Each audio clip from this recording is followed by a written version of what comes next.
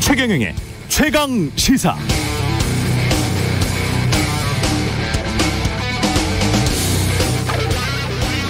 개가 사람을 물면 뉴스가 아니고 사람이 개를 물면 뉴스다라는 오래된 농담이 있습니다.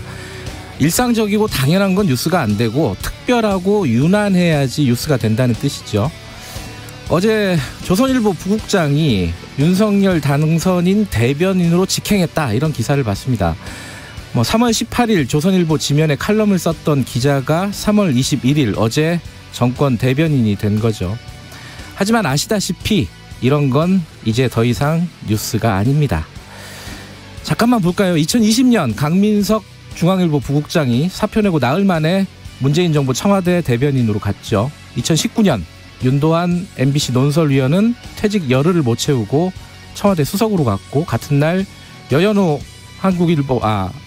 한겨레 신문 기자도 사표를 내고 일주일 만에 청와대 비서관으로 갔습니다. 오전에는 기자로 일하다가 오후에는 박근혜 정부 청와대 대변인으로 변신한 KBS 민경욱 기자의 일화는 전설에 가깝죠. 너무 많아서 굳이 리스트를 만들 필요도 없습니다. 이러니까 이게 더 이상 뉴스가 되겠습니까? 객관적인 척, 공정한 척, 펜과 마이크를 준엄하게 휘두르면서 기사로 칼럼으로 슬쩍슬쩍 특정 정파에 추파를 보내다가 한 자리 준다고 하면은 염치도 체면도 없이 정치권에 투신하는 이른바 언론인들을 폴리널리스트, 기레기 이렇게 욕을 하죠. 그런데 이 사람들도 할 말이 있습니다. 웃기시네. 이미 신문과 종편, 심지어 공공지인 지상파 방송에서도 노골적으로 특정 정파를 지지하고 고무하고 찬양하는 치어리더 혹은 직접 선수로 뛰는 소위 언론인이라고 쓰고 정치꾼이라고 읽는 자들이 차고 넘치는데 왜 우리한테만 그렇게 가혹한가?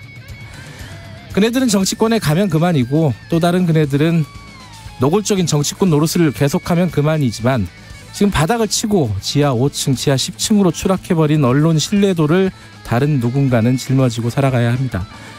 하지만 그렇게 억울하실 건 없습니다. 다 우리 동족들이 쌓은 업보일 테니까요.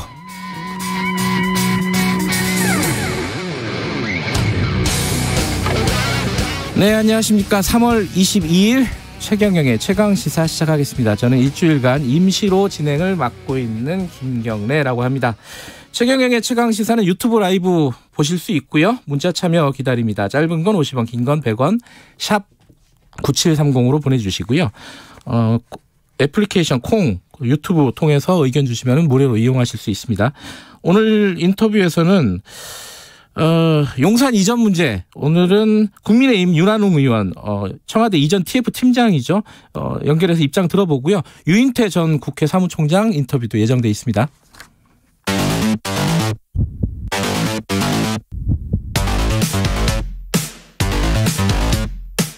오늘 아침 가장 뜨거운 뉴스 언박싱.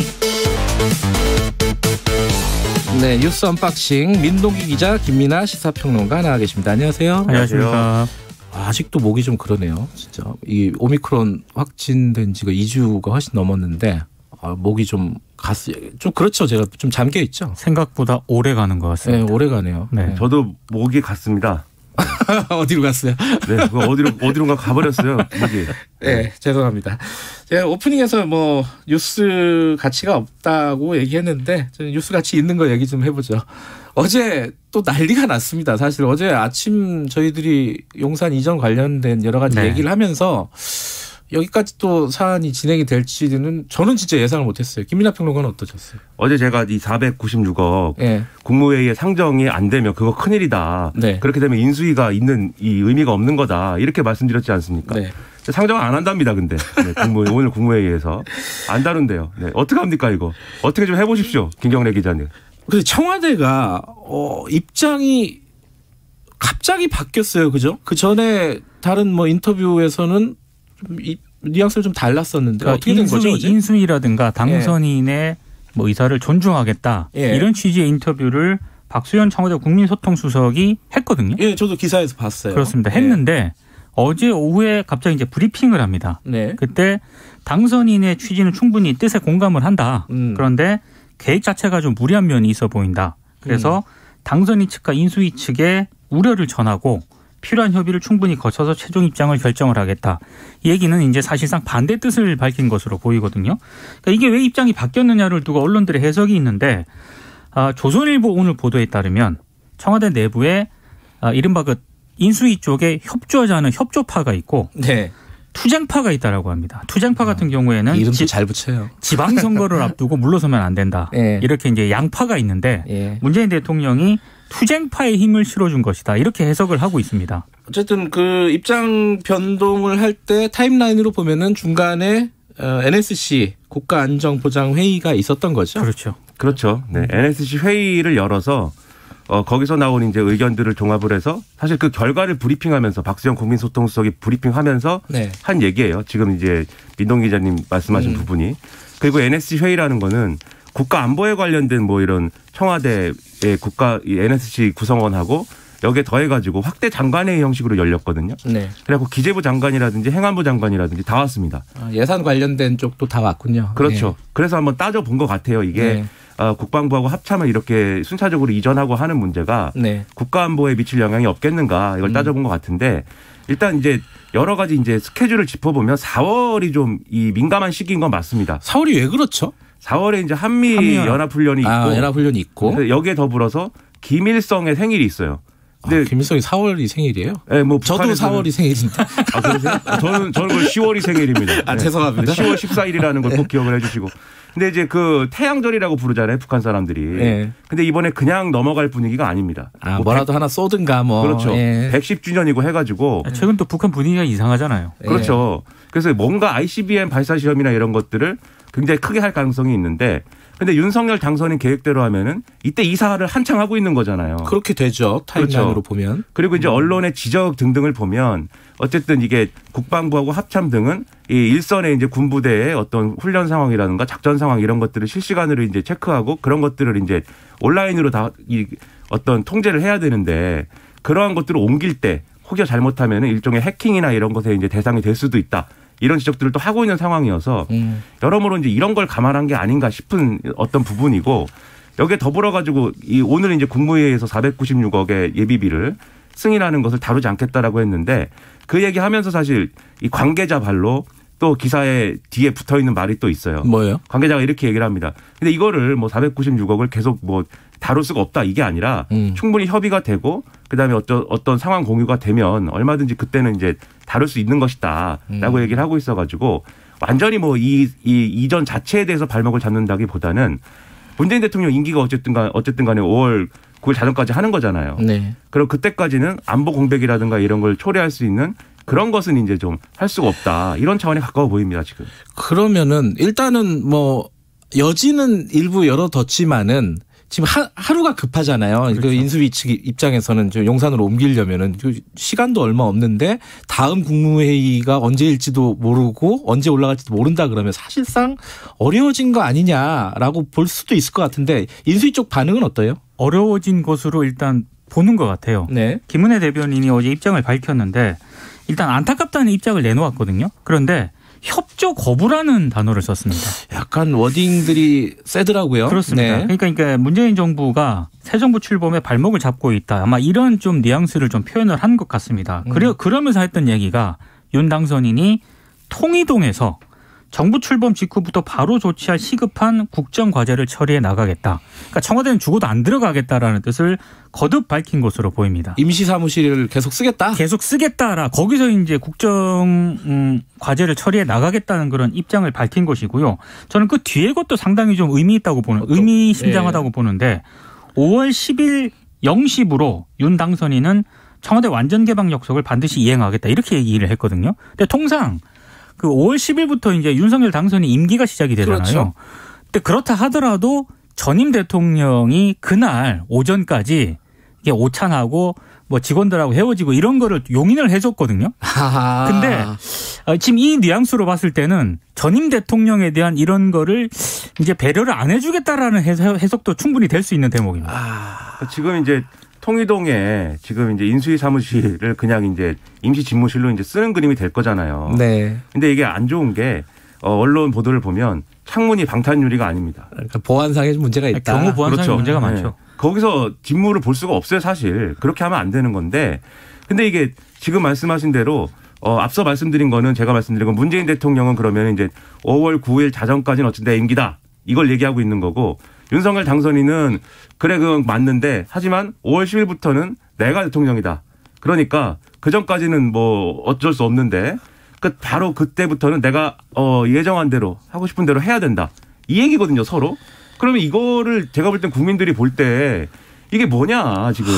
그러니까 이게 졸지에 뭐 저쪽 민주당 쪽 누군가는 이 전세 난민이라고 그 김종대 전 의원이 전세 난민이 된 거 아니냐. 정의당입니다. 네, 정의당에 그런 얘기까지 하고 그러면 되게 굉장히 보기가 좀 불안한 느낌이 들겠네요. 누가 잘못했든 잘했든 간에. 그렇죠. 가정집 이사할 때도 서로 이렇게 안 하지 않습니까? 이거 뭐 가정집 이사에 비교할 건 아니지만 혹시 그렇게 됐습니까? 혹시 김경래 기자님은? 이사는 항상 힘들어요, 사실은. 그렇죠. 네, 힘들긴 합니다. 저도 이사를 많이 해봤는데. 이 정도 상황이 되면 개인과 개인 간의 이사는 보통 다른 집을 알아보죠. 그렇죠. 그래서 이게 어쨌든 국민들이 볼 때는 이렇게 가면 안 되고 이게 결국 이제 앞서 말씀드린 안보 문제든 뭐 서로 어떤 뭐 임기 문제든 이거는 물밑 협상이든 아니면 당사자끼리 뭐 조건 없이 만나든 간에 뭔가 조율을 하고 서로 사정을 이해를 하고 수용을 하고 뭐 이런 과정을 거쳐야 되는 거지.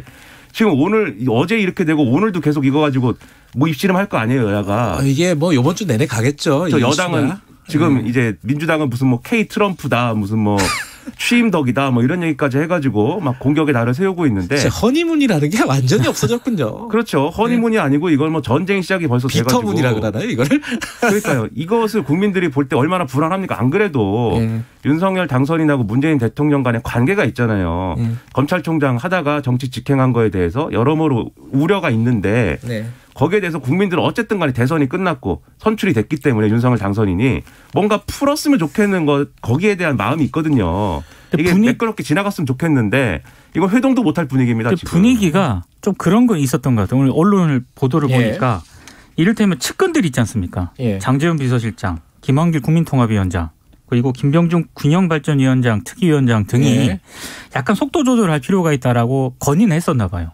그런 얘기를 누가 했죠. 김영한 고문 과학기술부 장관이 이제 어제 페이스북에 올렸는데 그런데도 그분은 시를 쓰셨더라고요. 그렇죠. 페이스북에다가 윤석열 당선인이 그럼에도 이제 본인이 강행을 했다. 근데 정진석 국회 부의장이 어제 이런 얘기를 했습니다. 굉장히 유감스러운 상황인 건 맞는데 어찌됐든 문재인 대통령하고 윤 당선인이 만나야 된다. 그러니까 두 분이 만나서 얘기를 해야 된다라는 점을 강조를 했거든요. 그러니까 제가 봤을 때는 상황이 최악으로 기를 방치를 하는 것보다는 일단 물밑에서 최소한 접촉하려는 노력은 다시 하지 않을까 싶습니다. 근데 접촉을 어제 또 하긴 했어요. 장제원 의원하고 이제 이철희 정무수석하고 만났죠. 그렇죠. 접촉을 했는데 이게 이제 그 청와대 NSC 회의 결과 나오기 전에 만난 걸로 지금 파악이 되거든요. 근데 그때 이미 회동에 관련된 협상이 결렬이 됐습니다. 1차적으로. 여전히 걸림돌은 의제 조율이 안 된 거죠. 그렇죠. 여전히 걸림돌은 인사 문제로 보이고 특히 이제 감사원 감사위원 인사 문제 놓고 이제 2명 중에 이 언론에 구체적인 보도가 좀 나오고 있는데 2명 중에 1명을 어떻게 임명할 것이냐 뭐 이런 문제인 것 같아요. 결국 그거에 따라서 앞으로 감사원에서 의사결정을 할 때 그게 달라질 수 있으니까. 근데 그런 것도 사실 사전 조율이나 이런 것들이 안 되면 그러면 윤석열 당선인하고 문재인 대통령은 안 만나는 거냐. 이 아무것도 결정을 못 하는 거냐. 이 만나기 전까지는. 그게 여러모로 이제 의문이거든요. 그냥 만나는 게 제가 볼 땐 필요한 것 같고 그냥 만나서 거기서 서로의 흉금을 터놓고 1시간이면 1시간, 2시간이면 2시간 거기서 좀 얘기를 했으면 좋겠어요. 먼저 사전 의제를 정해가지고 만나가지고 합의문을 내고 뭐 이런 성격의 만남이어야 될 필요가 없지 않습니까?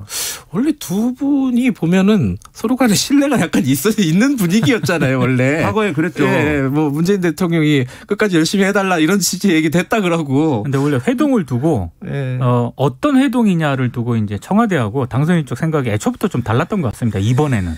회동을 여러 번 하더라도 일단은 만나는 게 중요하지 않는가 이런 모든 문제에 대해서 서로 사정을 이해하지 않으면 이게 뭐 풀리겠습니까 이게? 저희가 2부에서 유인태 전 국회 사무총장하고 윤한홍 지금 인수위 팀장 연결해서 만날 건지 좀 물어보겠습니다. 소문이 흉흉해요. 오늘 박수현 수석이 굉장히 많은 언론 대응을 한다는 소문이 있습니다. 아, 그래요? 근데 이제 지금 자 여기까지 사태가 왔는데 이제 누가 잘했냐 잘못했냐 갖고 이제 공방을 벌이고 있잖아요. 그러면 이제 청와대가 새 대통령의 어떤 리더십을 발목을 잡고 있다 이런 식으로 얘기를 하고 있고 한쪽에서는 무리한 시도를 자제시키고 있는 거다 이렇게 얘기를 할 수도 있고 그런데 지금 국회에서 보면은 국민의힘 쪽에서 보면은 이게 대선 불복 아니냐 이런 굉장히 격앙된 반응이 나왔더라고요. 그러니까 지금 사실상의 선거 불복이다라는 취지의 얘기도 나왔고요. 네. 발목 잡기를 해서라도 결국에는 이거는 지지 세력 결합해가지고 지방선거 용으로 지금 거기까지 생각하고 지금 일이 진행된다고 볼 수 있는 건가요? 아직 그런 목소리가 네. 주류는 아니고요. 그러니까 국민의힘 일각에서 지금 나오고 있다는 그런 얘기고 그 전에 네. 어떻게든 좀 최악의 상황은 좀 막아야겠죠. 국민의힘 내부에서 좀 의견이 분분할 것 같아요. 이것도 네. 마찬가지로 밀리면 밀린다라는 분위기가 한쪽에 있을 것이고 그렇겠죠. 네. 또 한쪽에서는 이게 애초에 좀 무리했던 부분이 있기 때문에 이 부분에서는 좀 이렇게 좀 뭐랄까 융통성을 발휘하는 게 맞지 않느냐 이런 의견도 있을 텐데 보통 그렇게 의견 대립이 시작이 되면 보통은 강경파가 이기는 국면이 되거든요. 네. 그게 이제 우려스러운 겁니다. 그래서 그거를 이제 제어하는 것이 양측이 모두 필요한 상황이에요. 지금 더불어민주당도 앞서 말씀드렸지만 굉장히 기세가 지금 올라가지고 이 모든 이 용산 이전 문제에 대한 모든 그러니까요. 반대를 다 할 채비를 갖추고 있단 말이에요. 그리고 이런 맥락은 양 당이 이제 이렇게 서로 대립하는 것은 지방선거를 이 의식하지 않았다고 보기는 어렵거든요. 어쨌든 지방선거 곧 있기 때문에. 네. 그리고 서로 사이좋은 모습만 연출해 갖고 사실은 선거가 되겠습니까? 근데 이제 선거 이전에 풀어야 될 문제라는 건 분명히 있는 것이기 때문에 이거 가지고 이 문제 가지고 용산으로 집무실 이전하는 문제 가지고 지방선거까지 끌어가지고 서로 무슨 이득을 보겠습니까? 정리하는 게 필요하죠. 다른 얘기 좀 해볼게요. 하기 전에 어제 뉴스를 쭉 보다 보니까 이 문재인 대통령이 경로했다. 뭐 이런 기사가 일부 있더라고요. 정확히 읽어보면 네. 경로한 것으로 알려졌다. 그러니까 그게 보니까 그 여당 의원의 전원인데 그게 그렇습니다. 또 전원의 전원이더라고요. 그러니까요. 몇 단계를 거쳤기 때문에. 전원의 전원을 보도했는데 야 진짜 메이저 언론에서 이런 기사는 좀 안 썼으면 좋겠다라는 생각이 딱 들더라고요. 그거 볼 때. 그리고 대통령도 이제 좀 자주 언론에 경로하실 일이 있으면 이제 언론에 나오셔가지고 이제 직접 카메라 앞에서 경로하는 게 그러니까 이게 두 단계를 거쳐서 들어야 되니까 그렇죠. 이게 그러니까요. 참, 나머지 경로는 경로 안 한 걸로 했으면 좋겠습니다. 정말로 경로했는지는 국민들이 보고 판단을 해야 될 일이지 네. 전원을 통해서 언론을 통해서 이렇게 하는 건 아니죠. 이런 기사는 좀 안 썼으면 좋겠어요. 그렇습니다. 예. 네. 자, 인수위 얘기 좀 해보죠. 어찌됐든 뭐 갈등은 있지만은 이전 문제 가지고 갈등은 있지만은 인수위는 지금 일을 해야 되지 않습니까? 지금 그 중에 하나 좀 논란이 되고 있는 게 인수위 구성이 마무리가 됐는데 여가부, 여성가족부가 뭐 패싱이 됐다? 뭐 이게 왜 나오는 겁니까? 그러니까 이게 어제 이제 본격 가동에 들어갔거든요. 그러면서 어제 인수위가 5월 초 국정과제 발표를 목표로 삼고 네. 여러 가지 계획을 발표를 했습니다. 근데 그 계획을 발표를 했는데 논란이 되고 있는 게 여성가족부도 인수위원회에 공무원을 이제 파견 공무원을 추천을 하잖아요. 네. 근데 인수위에서 모두 배제가 됐다는 겁니다. 인수위에서 이제 다른 부처 공무원들은 다 받았는데 여가부 공무원들은 최종 포함이 안 됐다라는 거고요. 그러니까 지금은 포함이 안 됐지만 나중에라도 혹시 추가로 공무원을 파견받을 가능성도 있잖아요. 네. 근데 그 가능성에 대해서도 인수위 쪽에서는 그거 아니다. 이렇게 선을 그어버렸거든요. 신용현 인수위 대변인이 어제 브리핑에서 그 얘기가 나왔습니다. 그러니까 이렇게 얘기를 합니다. 여성 정책이 소홀히 되지 않을까 걱정이 있을 수는 있다. 그런데 여성, 청년, 노인 저출산 문제가 폭넓게 다뤄질 것이기 때문에 부족하다면 자문위원단에서 충분히 보충이 될 것이다. 이렇게 얘기를 했는데 근데 이게 이렇게 그대로 액면 그대로 해석이 안 되는 게 윤 당선자 쪽에서 인수위 구성에서부터 이 여가부 폐지를 이미 경선 과정에서 여러 번 얘기를 하지 않았습니까? 네. 그 맥락에서 이게 지금 이 연장선 아니냐 이런 해석이 나오는 거죠. 과거에 이명박 정권 때 이명박 대통령이 당선됐을 때도 인수위에서 처음에 여가부 공무원들이 파견 안 받아가지고. 그랬어요? 그게 네. 이제 논란이 됐고 그때도 이제 여가부 폐지론이 있었잖아요. 그래가지고 그것 때문에 이제 파견 안 받는 거 아니냐라는 게 논란이 있었는데 그때도 결국 이제 여가부 폐지를 좀 밀어붙이려다가 이게 여론의 반발이나 이런 것들이 또 현실성이나 이런 것들을 따져봤을 때 어렵겠다 해서 여가부를 축소한 거지 않습니까? 네. 그러면서 이제 여가부 공무원이 이제 파견이 됐었거든요. 이번에도 마찬가지일 것이냐. 근데 지금 마찬가지가 아닐 것이다라고 얘기를 하고 있는 거예요. 그러면은 여가부 폐지라는 거는 거의 기정사실로 놓고 가는 거 아니냐라고 해석할 수밖에 없는데 근데 여가부 폐지라는 게 말이 이제 여가부 폐지지. 지금 여가부가 담당하고 있는 업무나 이런 것들은 다른 부처가 그럼 하든지 뭔가 나눠줘야 될 필요가 있는 거잖아요. 그렇죠. 다른 부처를 더 만들든지 뭐 새로 신설하든지 이런 필요성이 있는 것이기 때문에 일단 여가부가 업무 보고는 한답니다. 업무 보고는 하는데 그러면 새로 어떻게 부처를 만들고 어떻게 새로운 어떤 이 업무 분장을 어떻게 짤 것이냐 이걸 논의하는데 여가부 공무원은 필요 없는 것인지 그것은 좀 의문입니다. 저는. 어제 박지원 공동 비대위원장 민주당 인터뷰를 했었는데 여가부 폐지가 그 정부조직법 개정으로 올라오면은 명시적으로 반대하겠다라는 입장을 얘기를 했거든요. 네. 물론 이제 폐지가 아니라 이제 이름을 좀 수정하거나 뭐 조정하는 정도까지는 그렇죠. 협의할 수 있지만은 아예 폐지한다는 거는 받아들일 수 없다. 이게 또 한바탕 국회에서 시끄러울 것 같아요, 그죠? 정부조직법 개정안을 처리를 해야 이게 네. 폐지가 되든지 말든지 하는 건데 네. 국회 의석수는 지금 말씀하신 대로 민주당이 다수지 않습니까? 네. 또 한 번의 전쟁이 또 벌어지는 거죠. 예, 그건 아직 시간이 있으니까 좀 지켜보도록 하고요. 어제 윤석열 당선인이 경제 단체장들, 그러니까 뭐 정경련 등등등을 만났어요. 무슨 얘기가 좀 오갔습니까? 2시간 30분 동안 도시락 오찬을 했다고 하거든요. 꽤 오래 했군요. 꽤 오래 소불고기 도시락이었답니다. 네.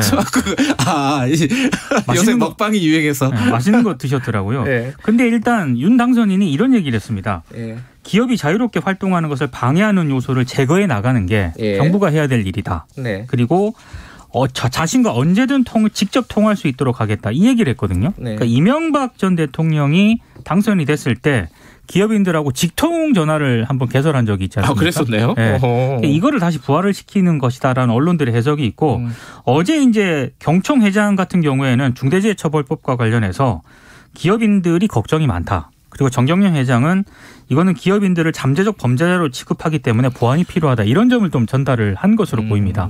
근데 지금 어제 그 모임을 앞두고 그 경제단체 내에서도 좀 불만들이 좀 있었던 것 같습니다. 어떤 불만이요? 왜냐하면 문재인 정부에서 국정농단 사건 때문에 사실 정경련이 패싱이 되다시피 했잖아요. 그랬죠. 근데 어제 모임 자체가 1차 연락책을 정경련이 맡았다고 해요. 그러니까 사실 이 문재인 정부 들어서 대한항공회의소가 사실 이게 일종의 재계 맏형 노릇을 해왔는데 갑자기 이 기회에 정경련이 다시 위상 회복을 하려는 것 아니냐. 뭐 이런 신경전도 있는 것 같아요. 삼성, LG 이런 데가 정경련에서 다 빠졌잖아요. 그렇죠. 탈퇴했습니다. 네. 근데도 정경련이 일종의 약간 어레인지 전체적으로 조율한 역할을 했다. 그 역할을 하니까 불만들이 좀 있었던 것 같습니다. 그러니까 인수위에서 정경련에 먼저 연락을 한 거죠. 첫 번째로 연락을 한 거죠. 이 경제단체들과 관련돼서. 첫 번째로 연락을 해서는. 그동안 무슨 일이 있었는지 잊어버렸다. 그러니까 연락을 제일 먼저 해서는 오찬을 해야 되니까 다른 경제단체들한테도 연락을 해 주십시오. 이렇게 하니까 정경련이 일종의 간사처럼 이제 연락을 했는데 그래서 대한상의가 화가 났습니다. 그래서 이거 왜 이렇습니까? 이렇게 하지 맙시다. 그래서 다시 연락을 개별적으로 했다는 거예요. 아이고야. 네, 이런 것들이 지금 말씀하신 것처럼 정경련 부활의 신호탄이냐 뭐 이렇게 접근하는데 저는 이제 이게 관성에 뭐 어떤 관성에 따라서 한 거면은 저는 이건 뭐 바로잡을 필요가 있다고 보고 네. 정말 의지를 가지고 정경련에 힘을 실어주겠다는 것이냐라고 하면은 네. 경제단체가 거기만 있는 것도 아닌데 이거 왜 그렇게 하는 것인지에 대한 설명과 이해는 있어야 될 것 같아요. 거기까지 생각을 안 했나? 일부러 그러는 건지 잘 모르겠네요, 이 부분은. 근데 어쨌든 경제단체 뭐 기업 쪽이잖아요. 기업들 얘기 들을 수 있죠. 들어야 되는 거고. 네. 당선인이면 당연히. 노동계 쪽이랑도 좀 만나야 되는 거 아닌가요? 이게 좀 예정이 돼 있나요? 민주노총이 인수위 앞에서 이제 기자회견 열고요. 네. 우리하고도 좀 만납시다 이렇게 얘기를 했거든요. 근데 여기 당연한 거 아닌가요? 사실? 여기에 대해서는 아직 뭐 인수위 쪽이나 이런 데서 입장 나온 건 없고요. 다만 민주노총 위원장이 이 얘기는 했습니다. 업무 공간 옮기는 것보다 노동자들 절박함을 들을 수 있는 그런 자리가 더 시급하다 이런 얘기를 했습니다.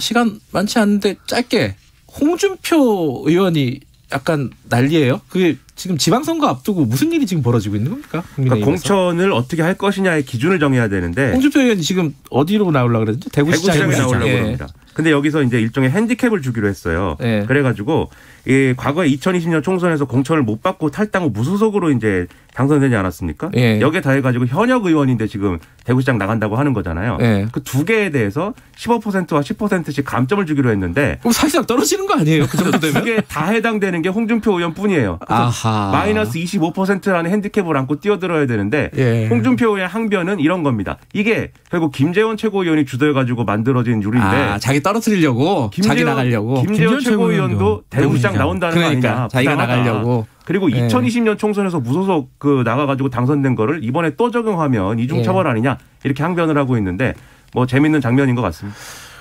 지방선거 앞두고 이 부분도 시끄럽겠네요. 대구가 아주 치열합니다 지금. 거기는 이제 경선 자체가 뭐 본선에 가까우니까 그렇죠. 네. 국민의힘은 현역 의원 수가 지금 적다 보니까 현역 의원이 나가는 것은 되도록이면 하지 말자라고 하고 있는데 홍준표 의원이 또 강행하는 측면도 있는 거죠 사실. 예. 지방선거 앞두고 한동안 또 시끄럽겠어요. 물론 저는 뭐 일주일만 하고 갈 거니까. 모를 일입니다. 어떻게 될지 몰라요. 어떻게 될지. 자, 여기까지 듣죠. 두 분 고생하셨습니다. 고맙습니다. 민동기 기자, 김민아 평론가였습니다. 지금 시각은 7시 45분입니다. 오늘 전국이 맑은 날씨를 보이다가 영동 지역은 오후부터 그 밖의 지역은 밤부터 구름 양만 많아지겠습니다. 그러나 제주도는 기압골의 영향이 지속돼 흐린 날씨를 보이겠고요. 제주 남쪽 먼바다, 남해 동부 먼바다의 파도가 오늘 2에서 최대 4m 안팎으로 매우 높겠습니다. 이 점은 주의하셔야겠습니다. 아침에만 계절이 거꾸로 흐르는 느낌인데요. 아침 최저 기온이 서울이 1도대인데 오늘 한낮에 13도까지 오릅니다. 대전, 전주 13도, 강릉 10도 등 최고 기온이 8도에서 16도 분포로 일교차가 15도 안팎으로 크게 나고 있습니다. 건강관리에 유의하셔야겠습니다. 오늘 중서부 지역을 중심으로 미세먼지 농도 나쁨 단계를 보이겠습니다. 지금 서울의 기온은 2도입니다. 날씨 정보였고요. 다음은 이 시각 교통 상황 알아보겠습니다. KBS 교통정보센터의 정현정 씨입니다. 네, 이 시각 교통정보입니다. 경부고속도로는 현재 서울 쪽인데요. 양산부터 정체가 시작돼서요. 북천안에서 이어서 밀리고요. 안성휴게소 부근 3차로에서는 낙하물이 떨어져 있어서 확인 작업에 들어갔습니다. 수원 부근은 화물차가 고장나 있고요. 현재 진입로 갓길이 막혀 있습니다. 양재에서 반포까지 7km 구간 정체고요. 반대 부산 쪽으로는 한남에서 서초까지 4km 구간 천천히 갑니다.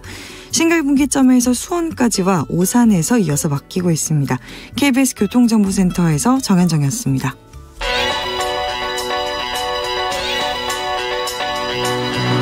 최강 시사 신혜리의 눈. 네, 신혜리의 눈 뉴스포터 신혜리 에디터 나와 계십니다. 안녕하세요. 네, 안녕하세요. 해리포터라고 부르면 되는 겁니다. 네, 맞습니다. 제가 SNS상에서는 해리포터라고 하는데요. 네. 네.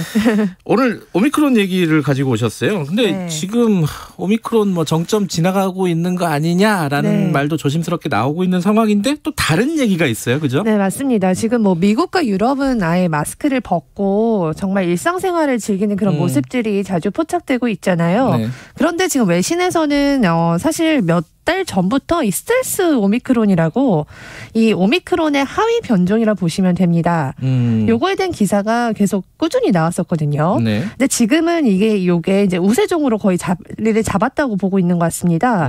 이게 이제 BA2라고 이제 불리는 새로운 변이인 건데요. 원래 오미크론을 BA1이라고 했었고요. 맞아요. 그죠? 예. 근데 이게 PCR 검사에서 잘 검출되지 않아서요. 그래서 스텔스, 이 스텔스가 잠복이라는 뜻인데 그래서 스텔스 오미크론이라는 이름이 붙여졌습니다. 레이더에 안 걸리는 비행기잖아요. 그죠? 맞습니다. 예. 지금 우리나라도 보면 이 스텔스 오미크론 검출률이 계속 2배, 한 주당 2배 가까이씩 지금 증가하고 있어요. 지난주에 40% 넘었다 그래요. 네, 그렇죠? 맞습니다. 그래서 지금 뉴욕타임스도 이 뉴욕시의 신규 확진자의 30%가 거의 스텔스 오미크론이다 이런 보도가 지금 나오고 있습니다. 좀 우세종 되겠어요, 그죠? 네, 그래서 지금 전 세계에서는 우세종으로 자리 잡고 있다고 하는데 지금 유럽은 거의 축제 분위기인 것 같아요. 제가 이제 뭐 이런 외신 보도를 보면 해외 뭐 나가 있는 그 유럽에 있는 뭐 상점들 다 마스크 벗고 실내에서도 지금 마스크 벗고 있잖아요. 끝났다 이런 네. 기분이 있다. 네, 거의 종식 분위기인데 지금 영국, 뭐 프랑스, 독일 다 확진자 수가 많이 늘고 있습니다. 스텔스 때문에요? 네, 정점을 찍었다가 한번 쭉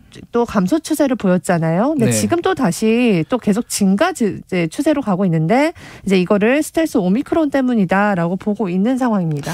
어제 저희가 손영래 반장하고 인터뷰를 했는데 기존은 오미크론 확진자도 스텔스 오미크론 변이에 다시 걸릴 수도 있다. 그러니까 아직 잘 모른다 지금.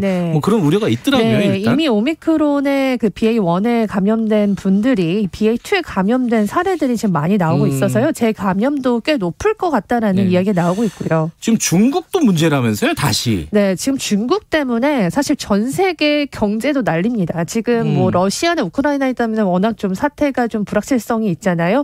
그럼에도 불구하고 중국이 다시 거의 봉쇄 조치를 하면서 공급망 문제가 지금 계속 또 안 좋아지고 있는데요.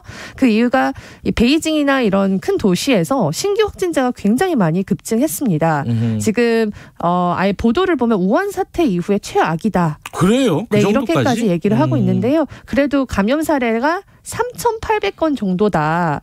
사실 인구에 비해서는 굉장히 좀 낮은 수치긴 한데요. 여기는 아예 그냥 락다운을 굉장히 심하게 합니다. 조금만 나와도 거기는 도시 전체를 봉쇄해버리니까. 그래서 집 밖으로 아예 못 나오게 하기 때문에 지금 그렇게 지금 하고 있는 곳이 점점 많아지고 있고요.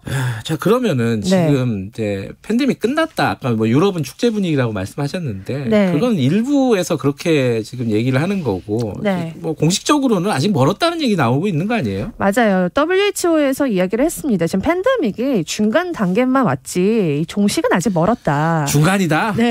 그러면서 이제 쓴소리 한번 했습니다. 지금 문제는 결국에 백신 불평등이다. 사실 이 오미크론도 남아프리카에서 나오지 않았습니까? 이 백신 접종률이 우리나라도 지금 80% 넘었고 우리는 뭐 세계에서 상위권이에요. 네, OECD 국가 중에 거의 1위, 2위를 다투고 있는데 지금 사실 10% 미만인 곳도 많고요. 그래요. 지금 아프리카는 거의 10% 수준입니다. 근데 여기가 지금 결국 인구의 70%까지 와야지만 종식이 된다라는 얘기거든요. 그렇다 보면 이제 정말 이 불평등이 완화되지 않는 이상 아무래도 전 세계인들이 이 코로나 종식을 좀 기다리고 계속 어렵게 지금 좀 상황이 지속되지 않을까라는 생각을 하는 건데요. 지금 결국에는 그래서 많은 나라들이 머리를 맞대고 이 코로나 관련한 이제 백신 불평등을 해결법을 찾고자 하긴 하지만 아직까지 이렇게 아프리카에서는 이 접종률이 이렇게 크게 높아지진 않고 있습니다. 그러니까 이게 그 코로나라는 게 처음에 시작된 게 좀 중국이고 오미크론 변이는 아까 말씀하신 대로 아프리카에 시작됐고 우리만 뭐 접종률이 높다 이래갖고 해결될 문제가 아니잖아요. 네, 그렇죠? 전혀 아닙니다. 그리고 사실 기업들의 뭐 어떤 가지고 있는 라이센스에 대한 이야기도 많은데요. 결국에 팬데믹 종식을 위해서는 정부나 제약회사가 이 백신이나 치료제 관련된 특허나 지적 재산권을 좀 공유해야지만 이게 사실 만들어지는 데가 한정적이기 때문에 백신이 원활하게 공급 못 되는 부분들이 있잖아요. 전 세계적으로 좀 같이 만들고 공급해야 되는데 이런 문제들이 해결돼야 되거든요. 그래서 지금 이런 논의가 굉장히 활발하게 되고 있고 뭐 화이자나 모더나에서는 이런 거에 대해서 우리가 충분히 공유하겠다라고 지금 이야기는 나오고 있습니다. 그렇지만은 아직까지 뭐 백신 접종률이 10% 수준에 불과한 나라들이 아직 많다. 네, 맞습니다. 뭐 잘 사는 나라들은 우리나라도 그렇잖아요. 지금 뭐 부스터샷 3차 뭐 맞는다. 뭐 거기 모질러서 뭐 4차 맞는다. 막 이런 얘기를 하는데 1차, 2차도 지금 못 맞고 있는 나라들이 많습니다. 굉장히 많다는 거죠. 아시겠지만 이 백신은 맞은 분들은 좀 경미한 증상을 보이지만 사실 아예 접종을 안 하신 분들은 굉장히 중증까지도 갈 수 있는 위험도가 높기 때문에 이 사실 한 번이라도 맞는 게 굉장히 중요해 보이고요. 지금 또 우려가 되는 게 전 세계적 특히 유럽 국가는 이 관광으로 수입이 굉장히 많이 발생하는 국가이기 때문에 경제 재개나 정상화를 계속 얘기하면서 지금 규제를 너무 많이 풀고 있는 상황이기도 합니다. 그래서 이 WHO에서도 백신 적정이 고르지 못한 곳에서 지금 이 경제 때문에 코로나 규제를 막 푸는 것은 굉장히 위험하다라고 얘기를 하고 있지만 지금 사실 2년 동안 너무 굶주렸습니다. 관광으로 먹고 사는 나라들은 굶주린 상태이기 때문에 사실 이 중간에서 어떻게 이 협업을 해야 될지 그리고 협의를 해야 될지 그 부분이 항상 고민입니다. 우리 같은 경우도 지금 뭐 해외에서 들어올 때 격리하는 거를 일부 풀고 있고 그죠? 그리고 거리두기 완화하고 있고 그리고 4월에는 거의 뭐 밖에서는 마스크 벗는 것도 추진하고 있는 거 아니냐라는 얘기도 조심스럽게까지 나오고 있는데 전 세계적으로 보면은 이거 위험하다라는 거네요. 그죠? 백신 접종이 어느 정도 우리나라처럼 높은 국가들은 그렇게 해도 큰 위험은 없다고 보는 것 같지만요. 네. 아직 백신 접종을 고르지 못한 곳도 있잖아요. 네. 그런 곳, 특히 동남아 같은 곳이 지금 거의 이제 격리를 풀고 외국인들을 입국하려고 하는데 거기는 이제 관광으로 먹고 살아야 되니까. 네, 그런 지역들이 좀 더 위험할 수도 있다는 겁니다. 네. 지금 뭐 영국 이런 데도 아까 말씀하신 대로 그런 분위기죠. 다 풀겠다 이런 분위기인 거죠? 맞습니다. 지금 영국, 독일, 프랑스 다 이 백신 패스를 아예 폐지를 했고요. 네. 특히 그 뉴질랜드가 굉장히 락다운을 강하게 했던 나라인데요. 여기도 다시 국경을 열고요. 호주도 5월부터 재개방하기로 했습니다. 팬데믹이 전 세계적인 현상이기 때문에 해결책도 전 세계적으로 같이 찾아야 될 것 같습니다. 네, 맞습니다. 자, 여기까지 듣겠습니다. 고맙습니다. 감사합니다. 신혜리의 눈이었습니다. 최경영의 최강시사 1부는 여기까지 하고요. 2부에서는요. 유인태 전 사무총장, 윤석열 당선인 인수위 팀장 맡고 있는 윤한홍 의원 만나봅니다. 대한가정의학회 이사장 선우성입니다. 우리나라는 OECD 국가 중 자살률 1위이며 자살의 제일 중요한 위험 요인은 우울증입니다. 의욕이 없고 우울하거나 짜증, 수면장애, 기억력 저하, 완성피로, 체중 변화, 설명 안 되는 통증 등이 있으면 우울증을 의심해봐야 합니다. 우울증이 의심될 때는 집 근처 가정의학과, 신경과, 내과, 소아청소년과와 정신건강의학과에서 편하게 진료를 받으십시오. 그리고 가까운 사람과 대화를 많이 하세요. 우울증은 조기에 치료해야 합니다. 이 캠페인은 대한가정의학회와 함께합니다. 도저히 믿어지지가 않는다입니다. 군이 우리 아이를 죽였으니까. 2022 KBS 연중기획 기억을 기록하다. 그거 볼 필요 없으면 수사가 잘 됐으면 수사 처음서부터 이 성폭력이 생겼을 때부터 이 사람들은 엄마 아빠가 가족들이 다 있는 데서 이 아이가 우리 예람이가 5월 21일 날 죽어가는 그런 과정을 보게 했어요. 이 사람들이. 문재인 대통령은 성추행 피해 뒤 극단적인 선택을 한 군군 여중사의 분향소를 찾아 조문했습니다. 조금만 기다려. 특검법이 발의가 되고 처벌을 해주시겠다고 하니 조금만 기다려라. 그 국민들이 그 젊은 아이들을 군대 보낸 그 인원만 생각해도 50만 명인데 200만 원, 300만 원 월급 올려주는 게 중요한 게 아니고 우리 아이를 예람이처럼 거기서 부대에서 이런 일이 당하게 해서 또 죽어서 안 나오게 피해를 안 보게 해달라는 그런 국민들의 말씀을 저는 이제 공의가 생겼습니다.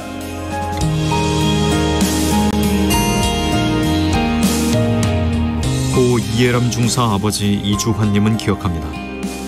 최근 4년간 군 성폭력 사건이 10배 가까이 폭증했습니다. 성추행 사건 중 하나로 사라질까 아버지는 딸의 이름과 사진을 공개했습니다. 아버지가 특검을 간절히 바라는 단 하나의 이유. 대한민국의 하늘을 지키던 공군 이예람 중사가 마음 편히 하늘나라로 가기를 바라기 때문입니다.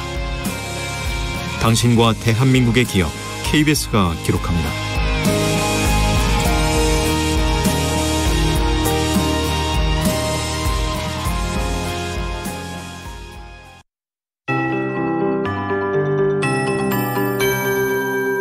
KBS 58분 날씨.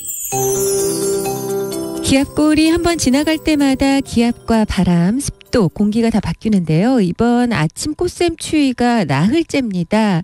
서울은 1도대로 출발했는데 현재 2.5도까지 올라 있습니다. 이렇게 기온이 내려가면서 밤사이에 기온이 낮은 중부 내륙의 경우 모레까지 서리가 내리고 얼음이 오는 곳이 있겠습니다. 농작물 냉해 피해 없도록 주의하셔야겠습니다. 오늘 전국이 대체로 맑겠는데요. 영동 지역은 오후부터, 그 밖의 지방은 밤부터나 구름량이 많아지겠습니다.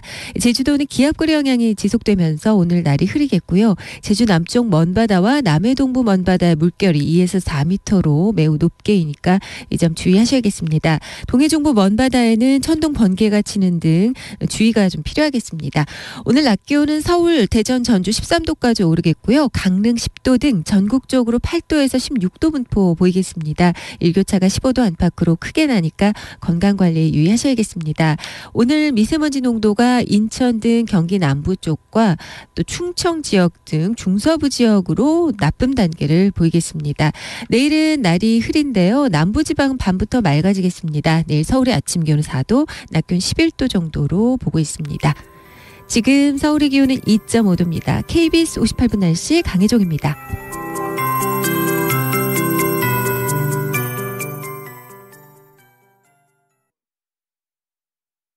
정성을 다하는 국민의 방송 KBS가 8시를 알려드립니다. AM 711kHz, FM 97.3MHz, KBS 1라디오입니다. HLKA.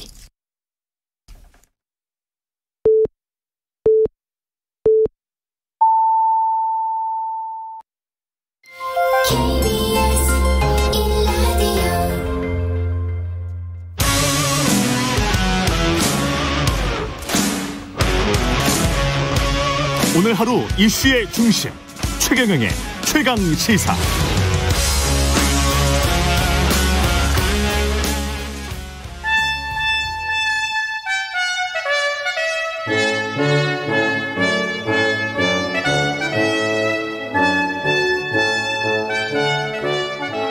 네, 최경영의 최강시사 2부 시작하겠습니다. 저는 임시로 진행을 맡고 있는 김경래라고 합니다.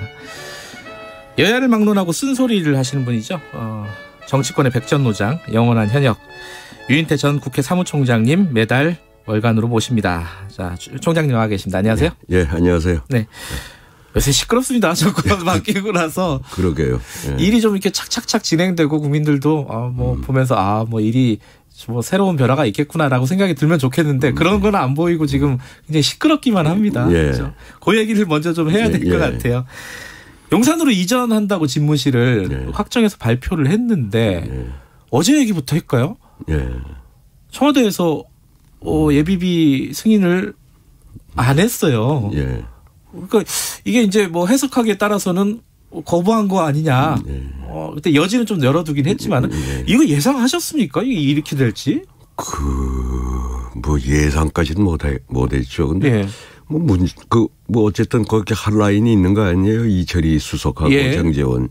어제도 만났고요. 글쎄, 근데 적어도 그렇게 급박하게 5월 10일까지 뭐 다 집무실 이전을 하려고 그러면 우선 국방부 뭐 직원들이 다 4월 10일까지인가 뭐 전부 비워줘야 된다며요. 먼저 옮겨야지 또 들어갈 수 있으니까. 처음에 발표할 때부터 저렇게 왜 서두르지? 아마 많은 국민들이 들으면서 그랬을 거고 더군다나 그건 5월 9일 밤까지 문재인 대통령이 국군 통수권자 아닙니까? 근데 거기에 상당한 영향을 미치는 일을 왜 사전에 아무 설명도 없이 저렇게 발표를 했을까? 그러니까 어제 오전까지만 해도 문 대통령은 조건 없이 그러고 참모들은 입단속도 하고 뭐 그런 분위기였잖아요. 근데 아마 NSC 회의를 하면서 이제 거기에서 뭐 여러 가지 문제 제기가 있었던 게 아닌가. 그러니까 이른바 뭐 신구 권력 간의 충돌로 비춰지는 건 역시 국민들도 굉장히 불안하고 뭐 연출되지 않았으면 좋았을 모습이 이렇게 보여졌는데 하여튼 어쨌든 조금 너무 당선인 쪽이 너무 좀 무리를 한 게 아닌가 그런 느낌이에요. 근데 청와대에 한 번 들어가면은 그 제왕적 대통령의 틀에서 벗어날 수가 없다. 한번 들어가면 지금 이제 윤석열 당선인 측의 얘기예요. 이거 이해가 되십니까? 어떻게 생각하세요? 이거? 아니 제왕적 대통령 틀이라고 하는 거는 제도를 고쳐서 사실상 우리나라 대통령만큼 이런 황제적 권력을 누리는 대통령은 없잖아요. 뭐 인사권이고 모든 게 감사권이고 다 예산까지도. 저건 어떻게 개헌을 통해서 제왕적 대통령의 이걸 바꿔야 된다고 하는 여론이 제도적인 있어도 변화를 통해서. 근데 뭐 청와대라는 글쎄 나는 공간이 의식을 지배한다는 소리는 무슨 소리인지 잘 모르겠는데 지금까지 살면서 그게 거기 들어간다고 제왕적 대통령이 되는 건 아니고 또 당선인이 그렇게 의지가 강하다 그러면 옮기겠다고 하는 걸. 아니 한번 들어가면 대개 못 나온다. 무슨 감옥도 아니고 좀 잘 납득이 안 가요. 근데 이제 지금 제일 중요하게 생각된 부분이 이제 안보 부분이잖아요. 이건 당선인 측에서도 계속 중요하게 얘기를 하고 있고 청와대에서도 안보 때문에 이제 이거 좀 무리가 아니냐라고 생각하고 있는데 이게 안보가 진짜 문제가 되는 걸까요? 어떻게 생각하십니까? 글쎄 그 전문가가 아니고 또 세세한 전문가들이 설명은 합디다만 그렇다고 해서 그렇게 무슨 안보 공백이 그렇게 우려 때문에는 그게 이유의 다는 아닐 건데. 근데 적어도 지금 당선인이 아니 현 정권에 유지되고 있는 속에서 그렇게 국방부 청사를 4월 10일까지 비우고 또 이렇게 급하게 쫓기듯이 이렇게 하려고 했으면은 최소한도 사전에 좀 설명은 했었어야 되는 게 아니냐. 저는 지금 현직 대통령과 근데 뭘 인사권에 사면권 이런 거 가지고 괜히 이렇게 만남이 불발되고 이 문제를 위해서라도 좀 그런 소리 하지 말고 건드리지 말고 너무 우선 바로 만나서 더 당선인 쪽에서 만사 제끼고 우선 대통령 만나서 저 이렇게 좀 옮기려고 합니다. 좀 도와주십시오. 이랬어야 되는 거 아닌가요? 그렇잖아요. 근데 누구하고 끼어서 사면을 할 거라는 둥 잔뜩 하여튼 그 측근들이 그런 소리 하는 통에 이 지금 만나는 일정이 이렇게 조금 늦어지고 있는데 딴 걸 다 제치고라도 1월 계획이었으면 당선인 쪽에서 몸달아서라도 빨리 만나자고 했어야. 근데 내가 당선자이 됐는데 내가 하자 그러면 다 따라와라 지금 이런 태도로. 그렇죠. 그렇게. 근데 본인이 일단 대선에서 승리했으니까. 글쎄 승리했더라도 지금이 사실 인수위 시절이 원래 대통령이 제일 기고만장할 때예요. 저도 그 시절을 겪어봤지만 그리고 저는 이러한 문제라 그러면 특히 야당 대표한테도 한번 만나자고 해가지고 좀 설명을 하고 지금 이제 민주당 대표 그렇죠. 야당 이제 아직은 여당입니다만 이제 곧 야당이 될 국회 의석을 다수를 가지고 있으면 그리고 협치를 하고 국민 통합을 하겠다고 그랬잖아요. 문재인 대통령도 당선되자마자 그 다음날 아침에 첫 야당 당사부터 방문을 했지 않습니까? 네. 그 후에 그게 그렇게 뒷받침되지 못했습니다만. 근데 전 윤석열 당선인도 최소한도 여러 가지 이런 문제가 있으면 야당 대표를 그 사이 한번 만나 좀 설명도 하고 그랬어야 되는 거 아닌가 하는 아쉬움이 있어요. 총장님께서는 그러니까 이게 안보 문제도 중요하고 다 중요한데 공감 문제 중요한데 그거보다 실제로 밑에 깔려 있는 거는 사전에 만나서 조율하는 거, 협치 이 부분이 부족했다고 보시는 거군요. 그렇죠. 그런데 자 청와대에서 이 사실상 그 예비비 승인을 오늘 안 해주면서 이 계획이 어그러질 가능성이 굉장히 높아졌어요. 근데 이제 당선인 측 분위기는 뭐냐면은 그래? 그러면은 그래도 난 청와대 안 들어갈 거야. 나 통이동에서 임시사무소에서 근무하다가 용산으로 갈 거야. 이렇게 됐단 말이에요. 초유의 사태가 벌어지는 겁니다, 지금. 요거는 어떻게 봐야 됩니까? 아마 좀 조율을 해가지고 어떤 합의점을 찾겠죠. 찾는데 애초부터 5월 10일 날 청와대를 개방하겠다. 또 그러고 저쪽으로 국방부 합참 이게 그냥 측근들도 다 말렸다는 거 아닙니까? 그런 기사들이 나오고 있습니다. 그러니까 처음부터 왜 저렇게 무리하게 고집을 부리는지. 아니 당선인이 대선 내내 공정과 상식을 얘기했잖아요. 상식적으로 많은 국민들이 지금 저게 과연 상식인가 저렇게 되자마자 알고 국방부 직원들이 무슨 지금 죄인인가요? 그거 얼마나 지금 혼란스럽고 아마 상당히 부글부글 하다고 그러는데 적어도 그럼 뭐 전 연말까지는 좀 뭐 이렇게 글로 내 들어갈 테니 네. 시간을 몇 달은 좀 주고 네. 이제 방을 비우라든가 그 이런 정도의 여유를 줘야 되는데 아니 50일밖에 안 남았는데 그 당 20일 만에 그 많은 직원들을 다 짐 싸서 빼라고 하는 것 자체가 상식적으로 납득이 안 돼요. 이번 처사는. 근데 상식적으로 납득이 안 된다고 하셨는데요. 예. 그건 도대체 왜 그럴까? 왜 이런 판단과 결정을 내렸을까를 이제 여기저기서 해석을 하잖아요. 뭐 예컨대 뭐 조갑재 전 조선일보 기자 같은 경우에는 한 번 얘기 꺼내놓은 거를 모르는지 않아서 지금 고집을 부리는 거다 이런 식으로 해석하는 사람들도 있고 유인태 총장님은 어떻게 해석하십니까? 뭐 한간엔 뭐 그러니까 요상한 소리들이 좀 돌아다니는 거 아니에요? 뭐 무속 얘기 이런 얘기들도 이게 돌아다니긴 하지만 뭐 하여튼 뭐 그것도 좀 영향이 있지 않은가 하는 생각이 들어요. 그 생각까지 드세요? 예. 안 그러고는 저렇게까지 원래 그 윤석열 당선이 평소에 3평이나 들어보면 네. 그렇게 뭐 강단도 있고 뭐 그렇죠. 의리도 있고 네, 그렇게 네. 무리하는 사람이 아니라고 그러는데 이미 당선되자마자 이렇게 무리를 하는 걸 어떻게 해석해야 될지 다들 궁금해요. 난감하니까 그런 얘기까지. 예. 그런데 또 한편으로는 자 문재인 대통령이 어제 결정을 한 거는 승인을 안 한 거는 지방선거를 앞두고 한번 이게 지금 끌려다닐 수는 없다 이런 어떤 포석 아니냐 이런 해석도 있는데 이건 어떻게 보세요?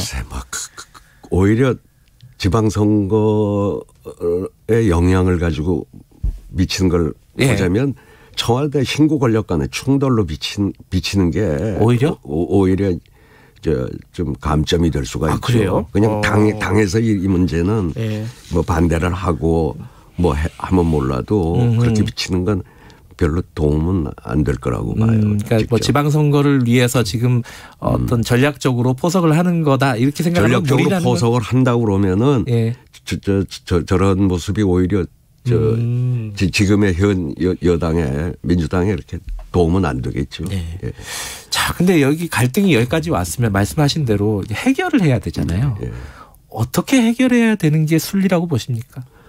뭐 그러니까 조금 그 일정을 좀 합리적인 선에서 조금 당선인 쪽에서 조금 양보를 하는 게 그게 순리가 아닌가 싶어요. 그러니까 집무실 이전을 좀 늦추는 걸. 몇 달이라도 뭐 좀 급하게 하려고 그러면 예를 들어 광복절까지 좀 비우라든가 국방부 지금 그 청사를 쓰고 있는 사람들한테도 좀 어느 정도 숨 돌릴 틈은 주고 뭘 방을 빼라고 그래야 되는데 당장 뭐 한 달 내로 이렇게 방 빼라고 그게 4월 10일까지인가 뭐 빼라는 거 아니에요? 그래야 뭐 나머지 리모델링 공사하고 순차적으로 들어가니까요.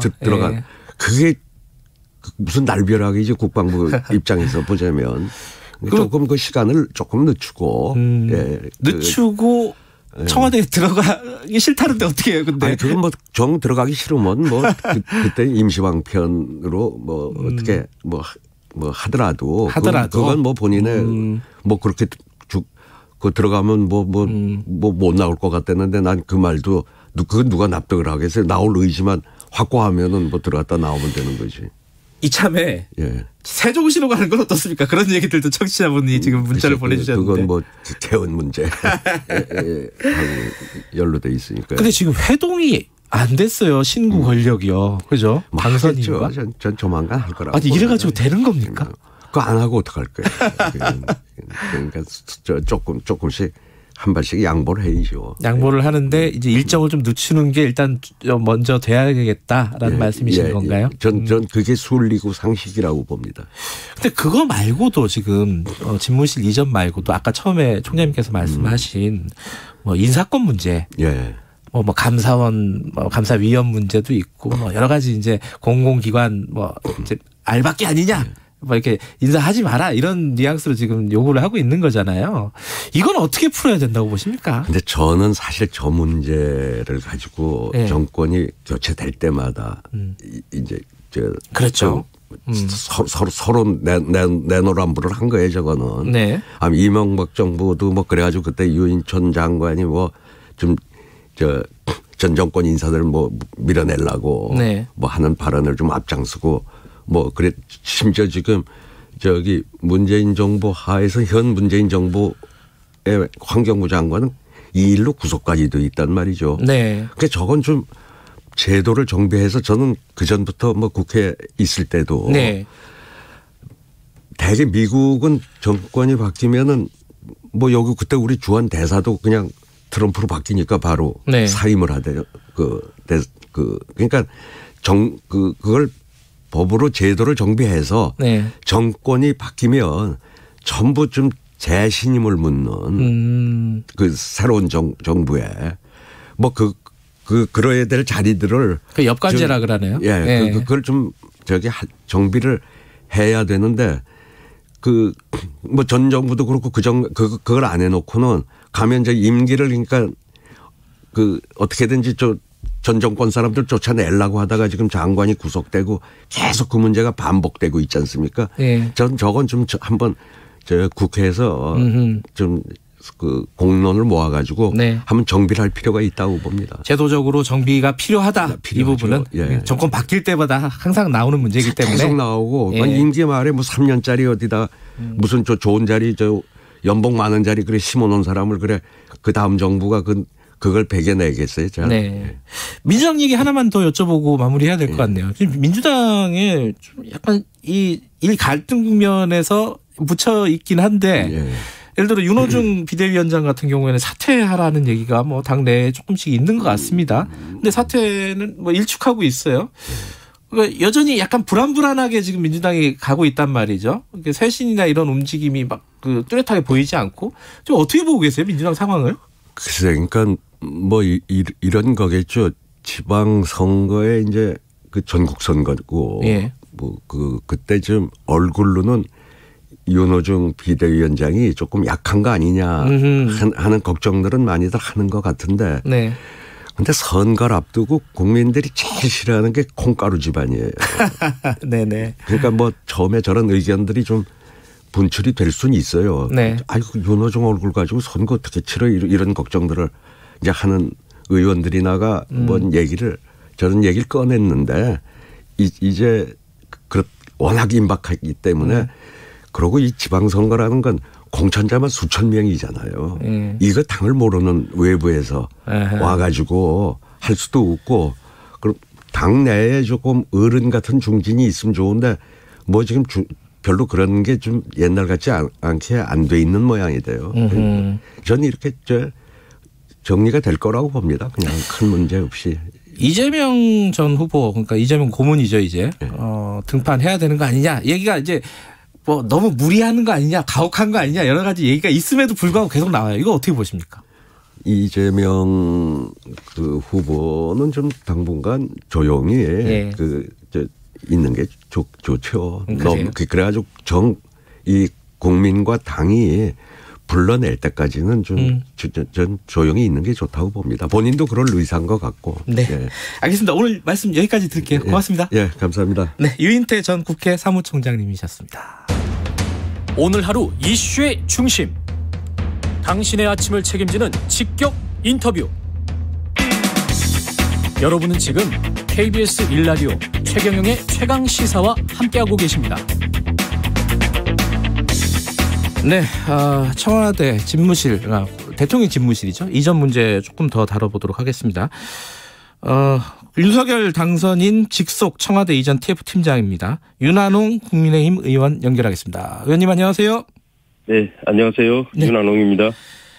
어제 청와대에서 예비비 승인을 사실상 거부를 하면서 이 일정이 완전히 어그러진 건가요? 어떻게 보십니까? 지금 현재 상황을?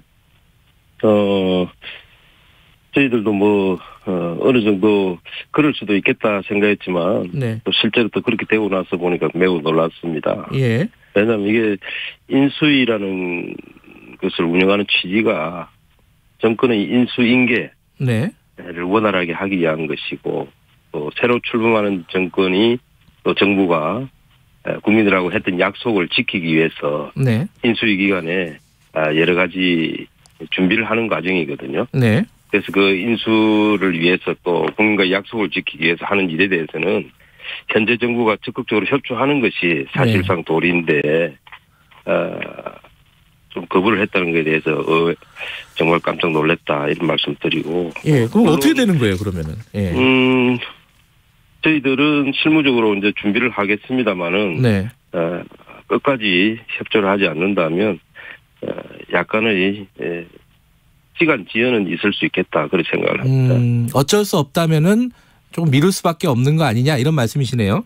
미루지는 않습니다. 약간의 지금부터 한 50일 정도죠. 네. 50일 정도 늦어질 수는 있겠지만은 저희들은 국민과 약속은 그대로 지킨다 그렇게 말씀드리겠습니다. 그러니까 50일보다 늘어진다는 거는 그 국방부 청사로 지금 이전하는 거는 시간이 좀 걸릴 수 있겠다. 지금 5월 10일 날 못 들어갈 수는 있겠다는 말씀이신 거네요. 그렇죠. 네. 하지만 청와대는 개방하겠다 이런 말씀이신 거예요? 청와대는 100% 5월 10일 개방할 것입니다. 그러면은 그 사이에 어제 뉴스 나온 것처럼 통이동에서 계속 임시 사무실에서 근무를 하는 겁니까? 그 대통령이? 대통령께서는 통이동에서 근무하실 수도 있고 여러 가지 뭐 방법이 있겠지만은 현재는 그렇게 판단하고 있습니다. 아니 이게 이제 국민들 입장에서 제가 말씀을 여쭤볼게요. 이게 아니 굳이 그럴 필요 있겠느냐? 청와대 들어가서 임시로 어차피 있겠다면 안전한 곳에 있어야 되잖아요, 대통령이. 그럼 청와대에 들어가면 청와대 개방하는 게 그렇게 급한 건가요? 우리 청와대는 사실상 제왕적 대통령 문화의 상징이지 않습니까? 네. 그래서 제왕적 대통령제를 개혁하겠다 하는 것이 우리 윤석열 대통령 당선인만의 공약이 아닙니다. 네.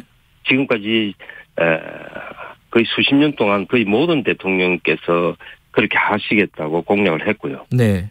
사실 문재인 대통령도 2012년 대선, 또 지난 대선에서도 그렇게 하겠다고 공약을 하셨습니다. 네. 그렇지만은 그 약속을 지키지 않으셨잖아요. 네?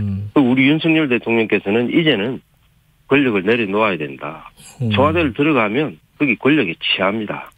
거기다가 그 공간적 구성이 제왕적 대통령 문화를 버릴 수 없도록 하는 그런 구조가 되는 것이죠. 그래서 처음부터 들어가지 않겠다고 국민들께 약속을 했고 또 그것이 지금 이 정부가 협조해 준다면 전혀 어려운 일이 아닌데도 불구하고 그렇게 하기 때문에 저희들은 국민들과 약속을 지키는 것이 더 우선이다. 그러니까 그 국민들과의 당선인 의지입니다. 국민들과의 약속을 청와대를 비우겠다는 게 약속이었는지 광화문에 가겠다는 게 약속이었는지 이게 좀 헷갈려요. 사실 제가 듣기로는 광화문 시대를 열겠다라는 게 더 약속의 핵심 아니었나요? 광화문 시대를 열겠다는 것은 이제 두 번째 문제죠. 그건 두 번째다? 나오겠다. 제왕적 대통령 문화를 청산하겠다. 국민 속으로 들어오겠다는 것이 약속의 골격이고요. 그다음에 그 과정에서 가장 우선순위가 광화문 아니냐. 정부 청사가 거기 있기 때문에 그렇지만은 이제 당선되시고 전반적인 모든 면을 검토를 했습니다. 했을 때 광화문으로 나오는 것은 국민들 불편이 너무 많다. 알겠습니다. 그리고 청와대를 국민들께 100% 돌려드릴 수가 없다. 그런 문제점 때문에 이제 용산을 검토하게 된 것이고요. 그런데 용산이 이제 검토할 시기가 굉장히 딱 맞아 들어간 것이 이제 용산 공원이 가시권에 들어왔거든요. 네. 그렇다면 이제 용산으로 가면 국민들 속으로 들어갈 수 있다 하는 그런 판단을 하게 된 것입니다. 아까 우리 유인태 전 사무총장, 국회 사무총장과 인터뷰를 했는데 제왕적 대통령이라는 거는 뭐 누구나 다 지금 인정을 하지만은 그걸 해결하는 방식이 청와대를 옮기는 게 아니라 제도를 바꿔야 되는 거 아니냐, 개헌을 하든지. 청와대를 비운다는 게 제왕적 대통령을 해결하는 어떤 해결책이 될 수 있는 거냐, 이런 의구심을 말씀하셨거든요. 어떻게 보십니까? 그것이 출발점이라는 거죠. 출발이다. 왜냐하면 출발이라는 거죠. 지금 청와대가 구중궁궐이라고 표현하지 않습니까? 청와대 들어가게 되면 국민들과 차단이 되고 사실 눈과 귀가 막힌다는 거예요. 그래서 권력에 취하게 되고 국민들과 소통이 되지 않은 그런 문화가 지금까지 계속 이어져 왔고 네. 그것이 모든 대통령의 불행으로 연결되었다. 네네. 그래서 일단은 청와대를 나와야 되겠다. 예.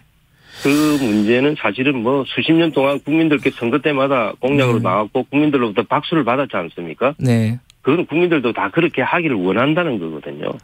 그리고 지난 대선 때도 이 공약이 국민들로부터 가장 큰 박수를 받은 공약입니다. 국민들의 컨센서스는 다 이루어져 있다. 그렇게 보시면 될 것입니다. 네, 제가 임시 진행자거든요. 임시 진행자예요. 아, 네. 예. 그런데 이제 제가 어제 오늘 인터뷰를 쭉 해보니까 예. 어제 이재호 고문도 그런 얘기를 하고 오늘 유인태 전 사무총장도 그런 얘기를 합니다. 아니 이해가 잘 안 된다. 그러니까 이 풍수지리설 이런 얘기까지 나오는 거 아니냐. 이런 취지로 얘기를 해요, 다들. 그러니까 임시로 어디 사무실을 얻겠다 그러면은 그냥 청와대에서 임시로 잠깐 있어도 되는 건데 굳이 멀쩡한 집 놔두고 뭐 여관방에서 살 필요 있느냐, 새방살이를 할 필요 있느냐. 이 질문에 대해서는 어떻게 말씀을 하시겠습니까? 어차피 이전을 해야 된다면 예. 그 인수위 기간이라는 거는 사실은 다음 새로운 정부가 출범하면서 업무를 할 수 있도록 준비하는 기간이지 않습니까? 네네. 그리고 5월 10일 전에 준비를 해서 5월 10일부터 새로운 정부가 출범할 수 있다 하면 그것이 가장 좋은 것이죠. 네. 왜 그러냐면 새로 출범하고 나서는 각종 현안 업무에 집중을 해야 됩니다. 이 청사 옮기고 집무실 옮기는 일에 집중할 시간이 없는 거죠. 그리고 만약에 다시 청와대를 들어갔다가 다시 이사를 하게 되면 두 번의 이사를 하게 되는 것입니다. 엄청난 예산 낭비가 초래되는 거죠. 네. 그래서 할 수만 있다면 인수위 기간에 준비를 해서 5월 10일 날 딱 출발하면서 현안 업무에 집중할 수 있는 그것이 가장 좋은 것입니다. 만약에 그것이 완전히 불가능하다면 네. 다시 생각해 봐야 되겠지만은 얼마든지 가능한 일이거든요. 예. 가능한 일을 하지 않고 임기가 개시가 되고 나서 집무실 옮기는데 에너지를 많이 소비한다. 그럴 필요가 없다는 것이죠. 알겠습니다. 그 용산 관련해서 한두 가지만 더 여쭤보고 마무리할게요. 예. 합참의장 출신들이 입장문을 냈잖아요. 예비역 그 장성들이 안보상 위협하다 이런 취지인데 이거 어떻게 해결이 되는 겁니까? 조금 내용이 이제 잘못 알려져서 그런데요. 합참의 이동이 핵심 인력과 시스템 이전이 전혀 없습니다. 합참의 이전이 없기 때문에 안보 공백 문제에 대해서 걱정하는 것은 좀 기우다. 그리고 또 이 국방부 상황실을 청와대 상황실로 그대로 사용하게 되고 C4I 체계 운영도 전혀 시간적 공백이 전혀 발생하지 않기 때문에 조금 내용을 잘 모르시고 걱정하신 거 아닌가 하는 그런 생각을 하고 있습니다. 일단 근데 이제 딱 눈으로 딱 보기에는 대통령과 합참의장과 국방부 장관이 어찌됐든 일시적으로는 거의 같은 공간에 바로 옆 건물에 모여 있을 수밖에 없잖아요. 이거 좀 위험한 거 아니냐? 이거 어떻게 보십니까? 그거는 이제 우리 대공 방어 시스템이 잘 되어 있고 또 평시에 뭐 로켓 미사일이 날라온다는 가상을 하면 그렇게 생각할 수도 있겠습니다만은 그렇지 않고요. 전시에는 지하 벙커에서 지휘를 하기 때문에 문제가 없습니다. 네. 그리고 또 서로 가까이 있지 않습니까? 그러면 신속한 의사결정이라든지 또 서로 소통의 장점도 있는 것으로 파악되고 있습니다. 또 하나 이제 출퇴근 문제인데 이 출퇴근할 때 동선이 생각보다 좀 복잡하다. 이 언론에서 다시 한 번씩 가보고 이렇게 직접 운전해보고 해보면은 시민들 불편이 꽤 심할 것 같다. 이런 지적에 대해서는 어떻게 생각하십니까? 동선을 이제 보통 일반적으로 생각하면 그 이태원을 통해서 삼각지로 가는 그 길. 보통 그 길을 생각하면 삼각지 주변에 교통 체증이 심하죠. 그러다 보니까 그런 걱정을 하는데 그 길이 아니고도 한 3가지 정도 추가로 갈 수 있는 길이 있습니다. 그렇기 때문에 최대한으로 국민들께서 아침 출퇴근 시간에 저녁에 퇴근 시간 이때 불편하지 않으시도록 분산해서 하시려고 생각을 하고 있습니다. 알겠습니다. 오늘 말씀 여기까지 듣죠. 고맙습니다. 예, 고맙습니다. 윤석열 당선인 청와대 이전 TF 팀장 국민의힘 윤한홍 의원이었습니다. 좀 뭐 찬성하든 반대하든 혼란스러운 문자들이 계속 오고 있네요. 자, 2부 여기까지 하고요. 잠시 후 3부에서는 국민 제안 경제 관련 분야 짚어보도록 하겠습니다.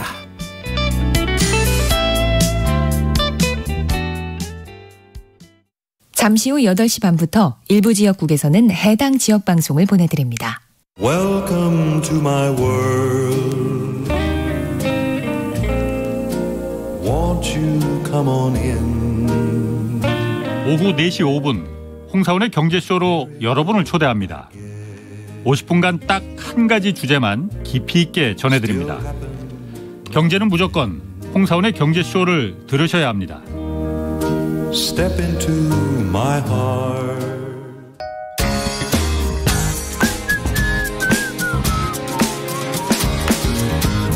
오늘 하루도 치열하게 정의롭게 살아내는 여러분 하루의 시작과 끝을 응원합니다.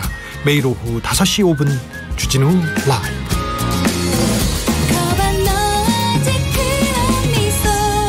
지금 시각은 8시 30분입니다. KBS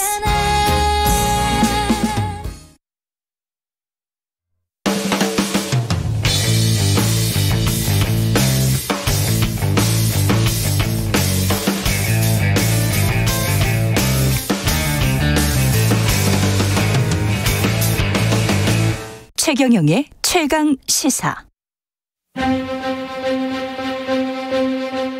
집값이 청년이 아무리 일을 해도 집을 못 살 정도 되니까 어느 정도는 그래도 집값을 좀 맞춰줘야지 않겠냐는. 저출산이 문제니까 신혼부부나 아기를 낳는 부부들한테 혜택이 많이 돌아갔으면 좋겠습니다. 대출이 안 되기도 안 되지만 된다고 해도 그 이자가 부담이 되니까. 확실히 월급보다는 더 많이 오르는 것 같습니다.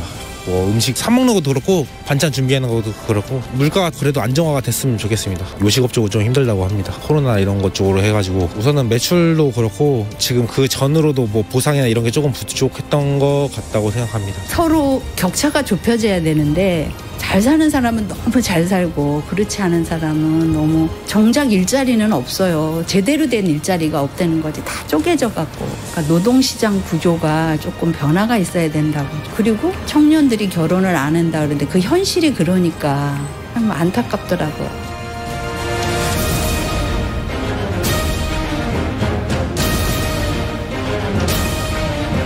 네, 매주 화요일 이 시간에는 새 정부 출범을 앞두고 각 분야의 전문가들과 함께 새 정부가 나아가야 할 방향을 모색해보는 시간 가져보고 있습니다. 오늘은 경제 분야입니다.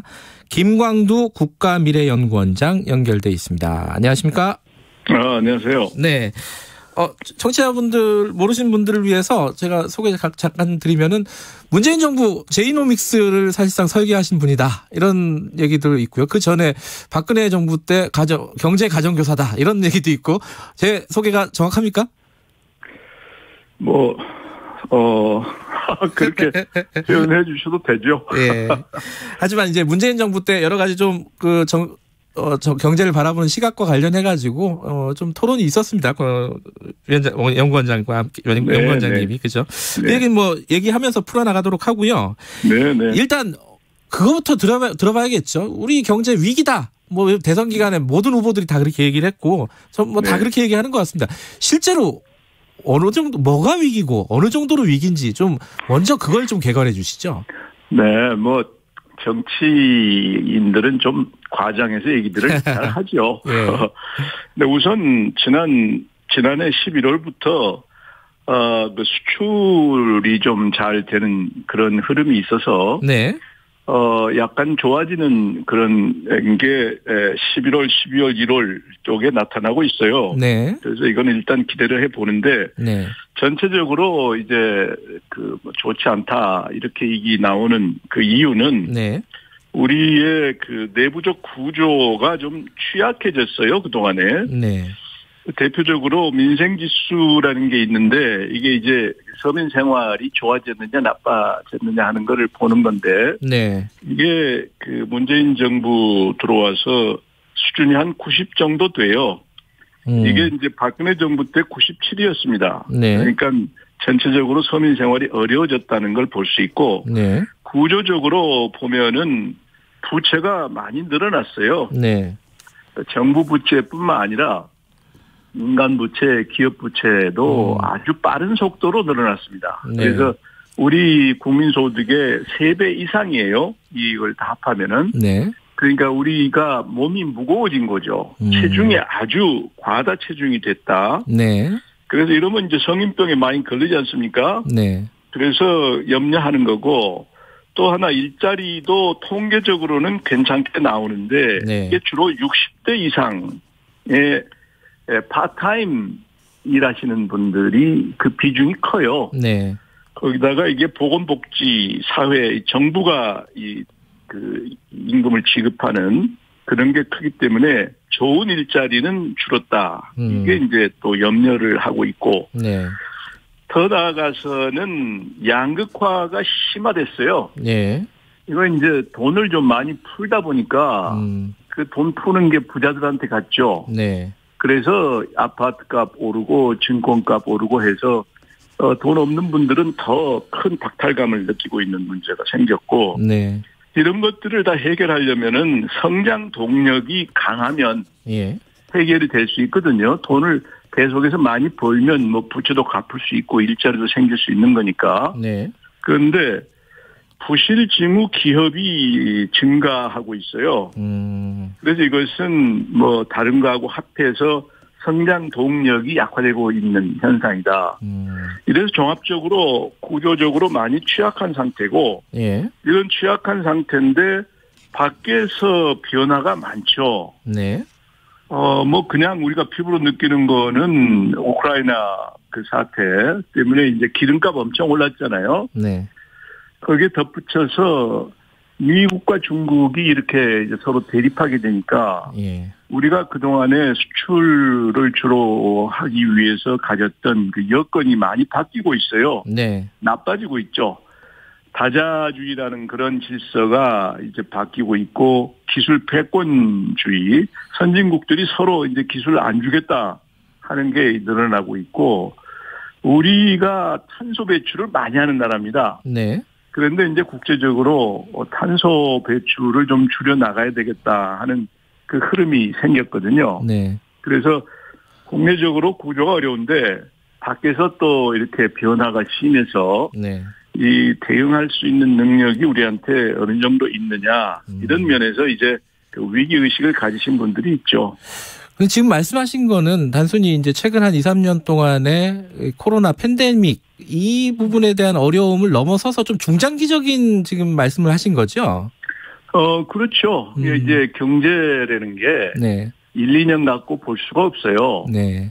경제 현상이라는 거는 어떤 구조가 형성이 되면서 그 결과로 현상이 나타나기 때문에 네. 그래서 구조가 어떻게 지금 되어 있느냐 이거에 따라서 앞으로 대응할 능력이 있느냐 없느냐를 판단할 수 있기 때문에 예. 구조를 항상 봐야 됩니다. 그런데 지금 말씀하시는 걸 들어보면은 조금 암울합니다.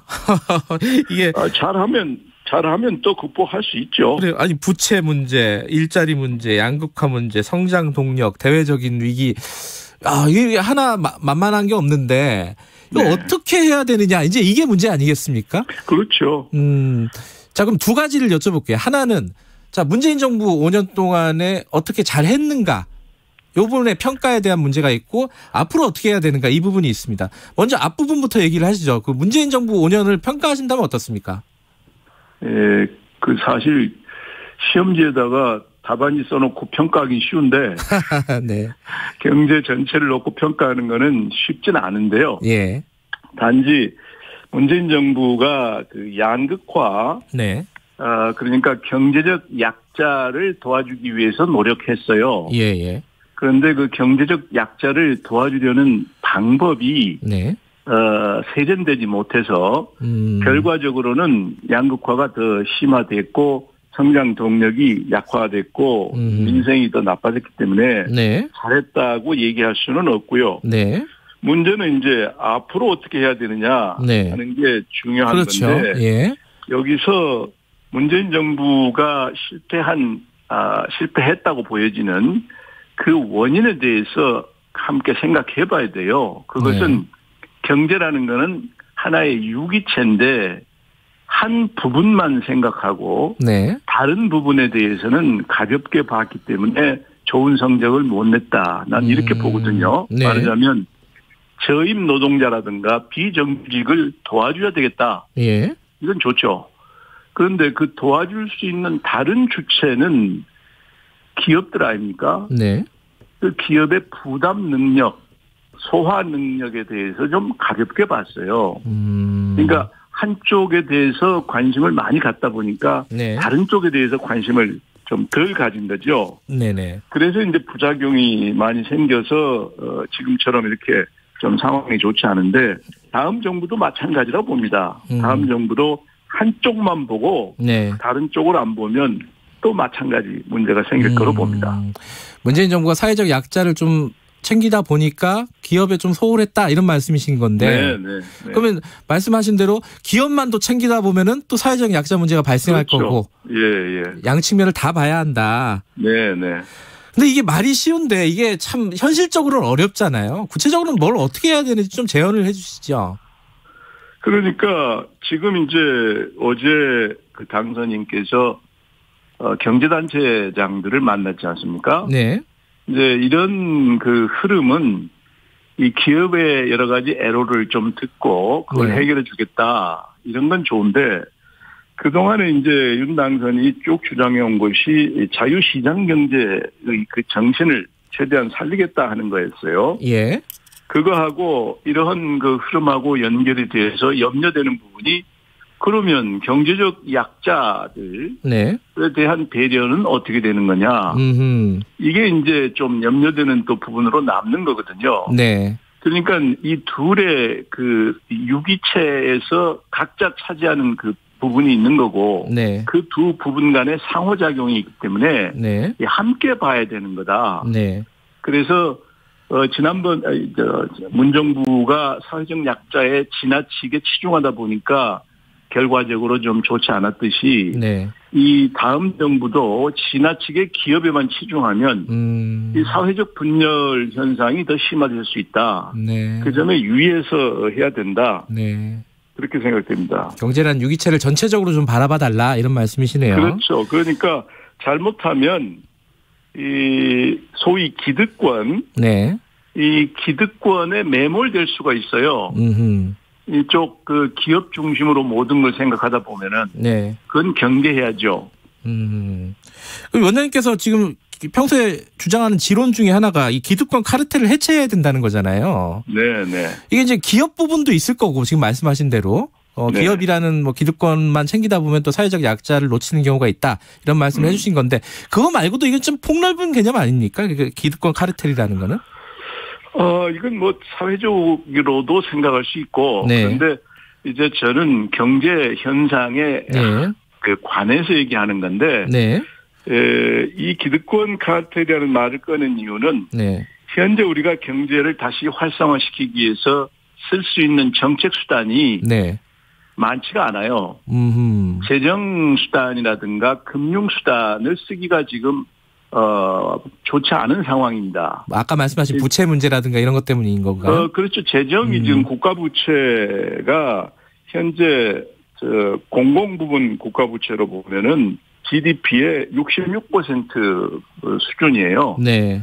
아마 지난해 말로 따지면 더 됐을 겁니다. 이게 네. 2020년으로 따지는 거니까. 예. 그런데 적정 국가 부채라는 게 있어요. 네. 그거는 국가 부채가 그보다 더 넘어가면 이제 국민의 후생이 오히려 감소한다는 개념인데 네. 그 수준에 이미 달했다고 평가를 받고 있어요. 그러니까 정부가 또 재정을 동원해서 뭘 하기가 마땅치 않고 네. 금융은 이미 통화량이 엄청납니다. 3,600조 이상이 돌아다니는 통화량인데 네. 그리고 세계적으로 코로나 극복 때문에 통화량을 많이 늘렸다가 지금은 이제 줄여가고 있는 추세고 금리도 다시 올리는 추세거든요. 그렇죠. 우리도 지금 실물에 비해서 통화량이 너무 많아요. 네. 그래서 이걸 줄여야 되는 상황이고 해서 재정이나 금융수단을 쓰는데 어려움이 있어요.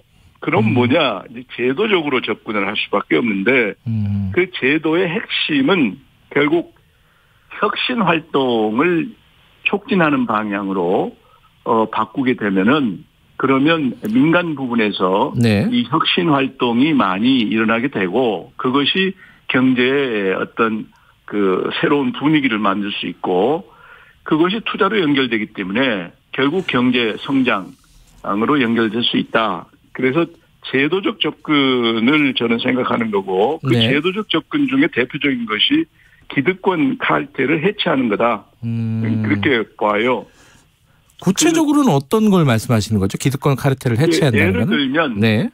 중세에 길드라는 게 있었어요. 예. 이 길드라는 거는 군주나 또는 영주가 니들끼리 이 장사해라 하고 주는 그 당시 용어로는 특허장이라고 그랬죠. 네네. 그걸 가지고 이 사람들이 독점적으로 해당 물품은 우리만 팔 수 있고 우리만 만들 수 있다 이렇게 했거든요. 네.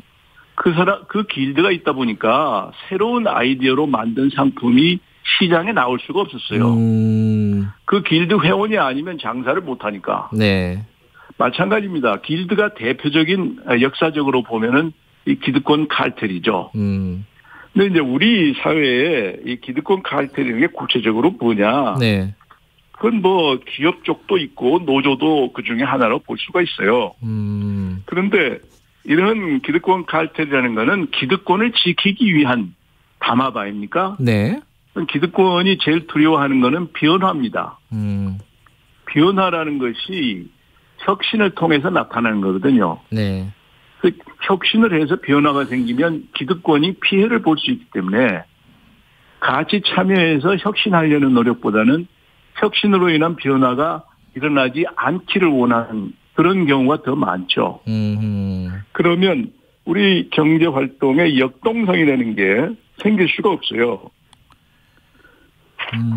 그러면 구체적으로 기득권 칼텔을 없애려면 어떻게 되냐 이제 그런 얘기가 나오지 않겠습니까? 그렇죠. 구체적인 어떤 부분을 중점적으로 지금 시작을 해야 되는 것인가?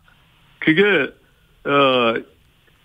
우리가 이제 이 경제라는 게 하나의 그 물처럼 담겨 있는 건데 새로운 물이 들어오고 낡은 물은 나가도록 만들어주는 거거든요. 네. 이 혁신이라는 거는.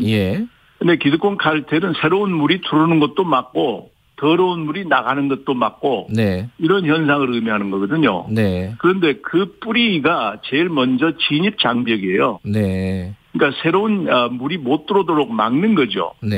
그 막는 거에 뿌리가 아까 길드가 영주로부터 받은 특허장을 갖고 있듯이 결국 진입 장벽 관련 규제 관행입니다. 이런 것들을 대표적으로 국가에서 관할하고 있는 게 특허청, 무슨 식약청 뭐 이런 정부 기관들이죠. 이 기관들이 갖고 있는 규제라는 거는 과거의 관행을 바탕으로 만들어진 거예요. 과거의 기술을 기준으로 만들어진 거 아니겠습니까? 그렇기 때문에 새로운 기술이 나오면 이 규칙들은 그거하고 맞지가 않아요.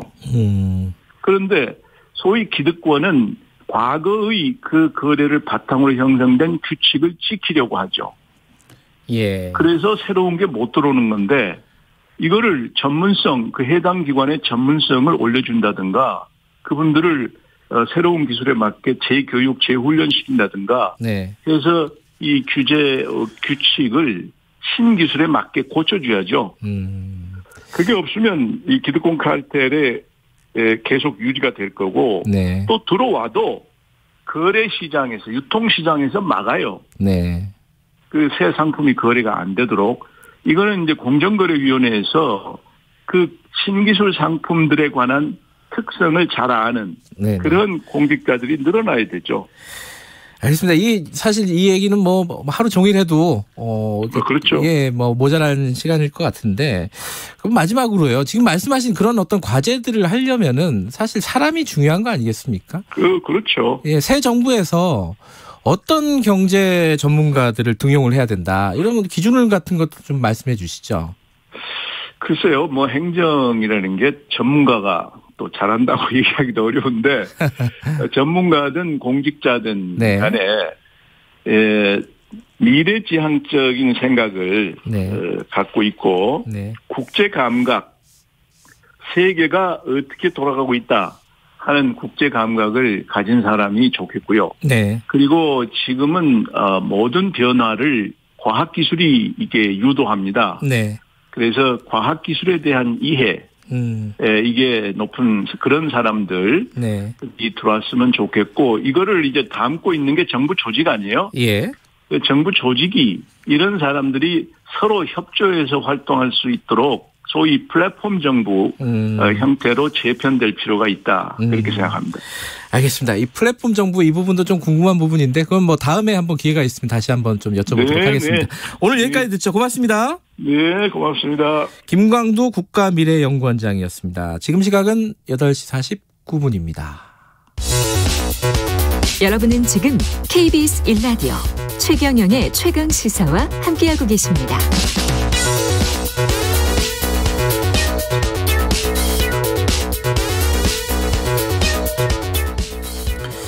저는 개인적으로는 이런 뉴스가 정치권 뉴스보다 더 중요한 뉴스라고 봅니다. 이 꿀벌이 사라지고 있다고 하는데 많이 들으셨을 거예요. 뉴스 같은 데서 가끔씩 나오죠. 이 얘기 최근에. 근데 이게 이제 기후변화랑 또 연결이 돼 있다고 합니다. 우리 삶에 굉장히 큰 영향을 줄 수 있는 상황인데 이런 부분들은 또 다들 신경을 안 쓰죠. 이런 부분들을 진짜 해결할 수 있는 그런 지도자 이런 게 필요합니다. 지금 우리나라는. 자, 농촌진흥청 국립농업과학원 양봉생태과 최용수 연구관님 잠깐 연결하겠습니다. 연구관님 안녕하세요. 네, 안녕하십니까. 꿀벌이 진짜 많이 없어진 거예요? 네, 지금 뭐 양봉협회 조사 결과로는 한 18% 정도 폐사를 한 걸로 알려져 있습니다. 5분의 1 정도가 지금 사라졌다는 말이잖아요. 예. 이게 뭐 언제부터 그런 겁니까 이게? 작년 겨울부터요. 남부지방에서 이제 최초로 그런 문제가 있는 걸 이제 보고를 받았고, 저희들이 이제 전국적으로 보니까 이제 기상에 따라서 벌이 이제 활동하는 시기가 다르니까요. 그 중부 북부까지 다 확인한 바로는 뭐 피해는 남부지방이 제일 큰데, 전국적으로 조금씩 다 피해는 있는 걸 확인했습니다. 자, 피해가 한 5분의 1 정도의 꿀벌이 폐사를 했다. 네. 이게 이제 바로 들어가죠. 왜 그런 겁니까 이게? 크게는 기후변화하고 그 꿀벌 기생해충인 꿀벌 응애로 보시면 될 것 같습니다. 그걸 조금 풀어서 말씀을 드리면, 저희, 우리나라 지금 한 2년간 봄철에 이제 고온 2, 3, 4월 달이죠. 그러다가 이제 개화 기간인 5월, 6월 달에 좋은 피해 내지는 강우, 강풍 이런 피해들을 계속 봤습니다. 네. 그래서 꿀벌들이 제대로 활동을 하지 못했죠. 그래서 꿀 생산이 제대로 안 된 겁니다. 근데 꿀을 제대로 먹지 못한 벌은 면역이 떨어져서 대형해충에 저항할 수 있는 능력이 굉장히 떨어지게 됩니다. 악순환이군요. 네, 그리고 그렇죠. 작년 같은 경우는 특히나 이게 이제 악순환, 그러니까 여러 가지 고리들이 굉장히 복잡하게 많이 연결돼서 이제 이런 문제가 발생을 한 건데요. 거기다가 이제 꿀벌 응애가 발생을 했는데 기존에 꿀벌 응애에 쓰는 약재들에 대해서 꿀벌 응애가 내성을 가지고 있거든요. 네. 예, 그러다 보니까 약을 계속 사용을 해도 꿀벌 응애가 방제가 되질 않았다는 특징이 또 작년에 있습니다. 그러다가 또 기상 요인인데요. 9월, 10월에 태어난 벌들이 이제 월동을 해야 되는 상황인데 9, 10월에 또 추웠어요 이게 또. 아, 네, 그렇게 덥지 않았다. 그러니까 덥지 않은 정도가 아니라 추웠고. 아, 그랬나요? 그러다가 이제 그래서 빨리 이제 월동을 들어간 거죠. 그 전국 농가분들이. 그러다가 11월 중순부터 12월 중순까지 한 달 동안 오히려 9월, 10월 달보다 따뜻했어요. 그러다 보면 가뜩이나 이제 면역이 떨어지고 체력이 떨어져 있는 꿀벌들로 이렇게 월동이 들어간 상태에서 벌들이 외부로 활동을 해버리거든요. 특히 이제 해남이나 남부지방 같은 경우는 벚꽃 또는 매화 이런 봄꽃들이 막 개화를 한 사례도 있습니다. 그래서 벌들이 활동하게 되면 가뜩이나 체력이 떨어져 있는 상태에서 나이를 많이 먹은 벌들이 나가서 들어오지 못하고 또 수명이 다 돼서 죽게 되고 그런 문제가 발생을 하게 됩니다. 그런데 지금 말씀하신 건 이제 이상 기후들이 계속 연쇄적으로 발생을 하면서 꿀벌들이 면역력도 상실이 되고 그래서 계속 악순환으로 이제 폐사된다 이런 말씀이신데 이게 궁금한 거는 작년 한 해의 문제인가 아니면 이게 앞으로 지속될 문제인가 이거잖아요. 지금은 제가 봤을 때 한 2년 정도 누적되다 보니까 이제 농가분들께서 체감할 수 있을 정도의 이런 문제가 발생을 했는데 서서히 왔는데 지금 체감이 되는 거다. 그런데 지금 문제는 이제 이런 기후 변화는 계속 지속될 가능성이 있거든요. 또는 요즘은 이제 아주 정형화된 기후 변화가 아니라 네. 예측하지 못하는 형태로 기후 변화가 일어나는 그런 양상을 보이기 때문에 예. 사실은 기후 변화 자체에 대한 대응할 수 있는 기술이 현장에서 빨리 이제 확립이 돼야 될 것 같습니다. 예를 들어서 이제 여러 가지 뭐 면역증과 관련된 영양제 보급도 필요할 것이고 예. 또 보온을 할 수 있는 그런 장치의 보급도 사실은 필요한 상황이고 좀 더 앞으로 나가서 이제 볼통 내부를 겨울철에 열어보지 않으니까 갑자기 꿀벌이 사라진 걸로 그렇게 보이거든요. 네. 근데 꾸준히 꿀벌은 이제 줄어들고 있었던 거죠. 그래서 볼통 내부 상황을 정확하게 이해할 수 있는 스마트 장비들이 다 있습니다. 그 센서 같은 것들이 다 있기 때문에 그런 센서의 보급을 통해서 이제 배사까지 안 가는 조기에 빨리 이렇게 인지를 하고 조치를 할 수 있는 그런 장치의 보급도 사실은 필요합니다. 근데 이게 기술적으로 기후변화에 대응하는 어떤 능력을 키운다. 이것도 방법이겠지만은 본질적으로는 이 기후변화 자체가 계속 진행이 된다면 이거 참 막을 방법이 없는 거 아니에요? 아닙니다. 그래서 저희들이 지금 여기서 아까 쭉 말씀드린 것처럼 여러 가지 고리가 얽혀있기 때문에 네네.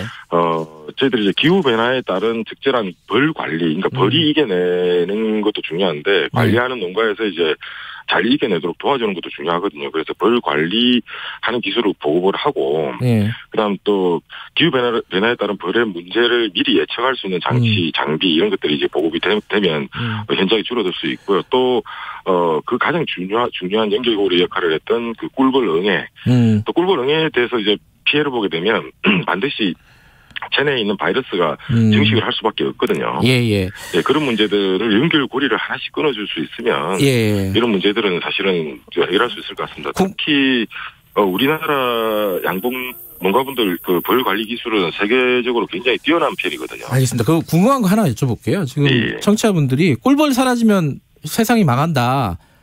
인간 뭐 꿀벌 사라지면 한 4년 뒤에 멸종한다. 뭐 이런 얘기들을 저도 어디서 들은 것 같은데 이거 맞는 얘기예요? 맞습니다. 아, 그래요? 왜 그럽니까? 왜냐하면은 지금 뭐 전 세계적으로 이제 가상의 시나리오를 가지고 연구해서 보고한 보고서들이 많이 있는데요. 단적인 예로 이제 꿀벌이 수정을 해서 그 작물, 그러니까 식량 자원으로 생산되는 작물, 전 세계 100대 작물 중에 꿀벌이 이제 70%를 차지합니다. 아하. 그럼 70%의 식량 자원이 없어지는 거죠. 근데 사실 다른 화분 매개 방법이나 또는 사람이 직접 하는 방법 이런 것들에 대한 제한도 되긴 하는데 그러면 식량 자원의 그 가격 상승이 알겠습니다. 대책이 좀 필요하네요. 여기까지 듣겠습니다. 고맙습니다. 예, 감사합니다. 최영수 연구관이었습니다. 암울하게 마무리가 되네요. 죄송합니다. 자, 내일 뵙겠습니다. 내일 아침 7시 20분 다시 돌아옵니다.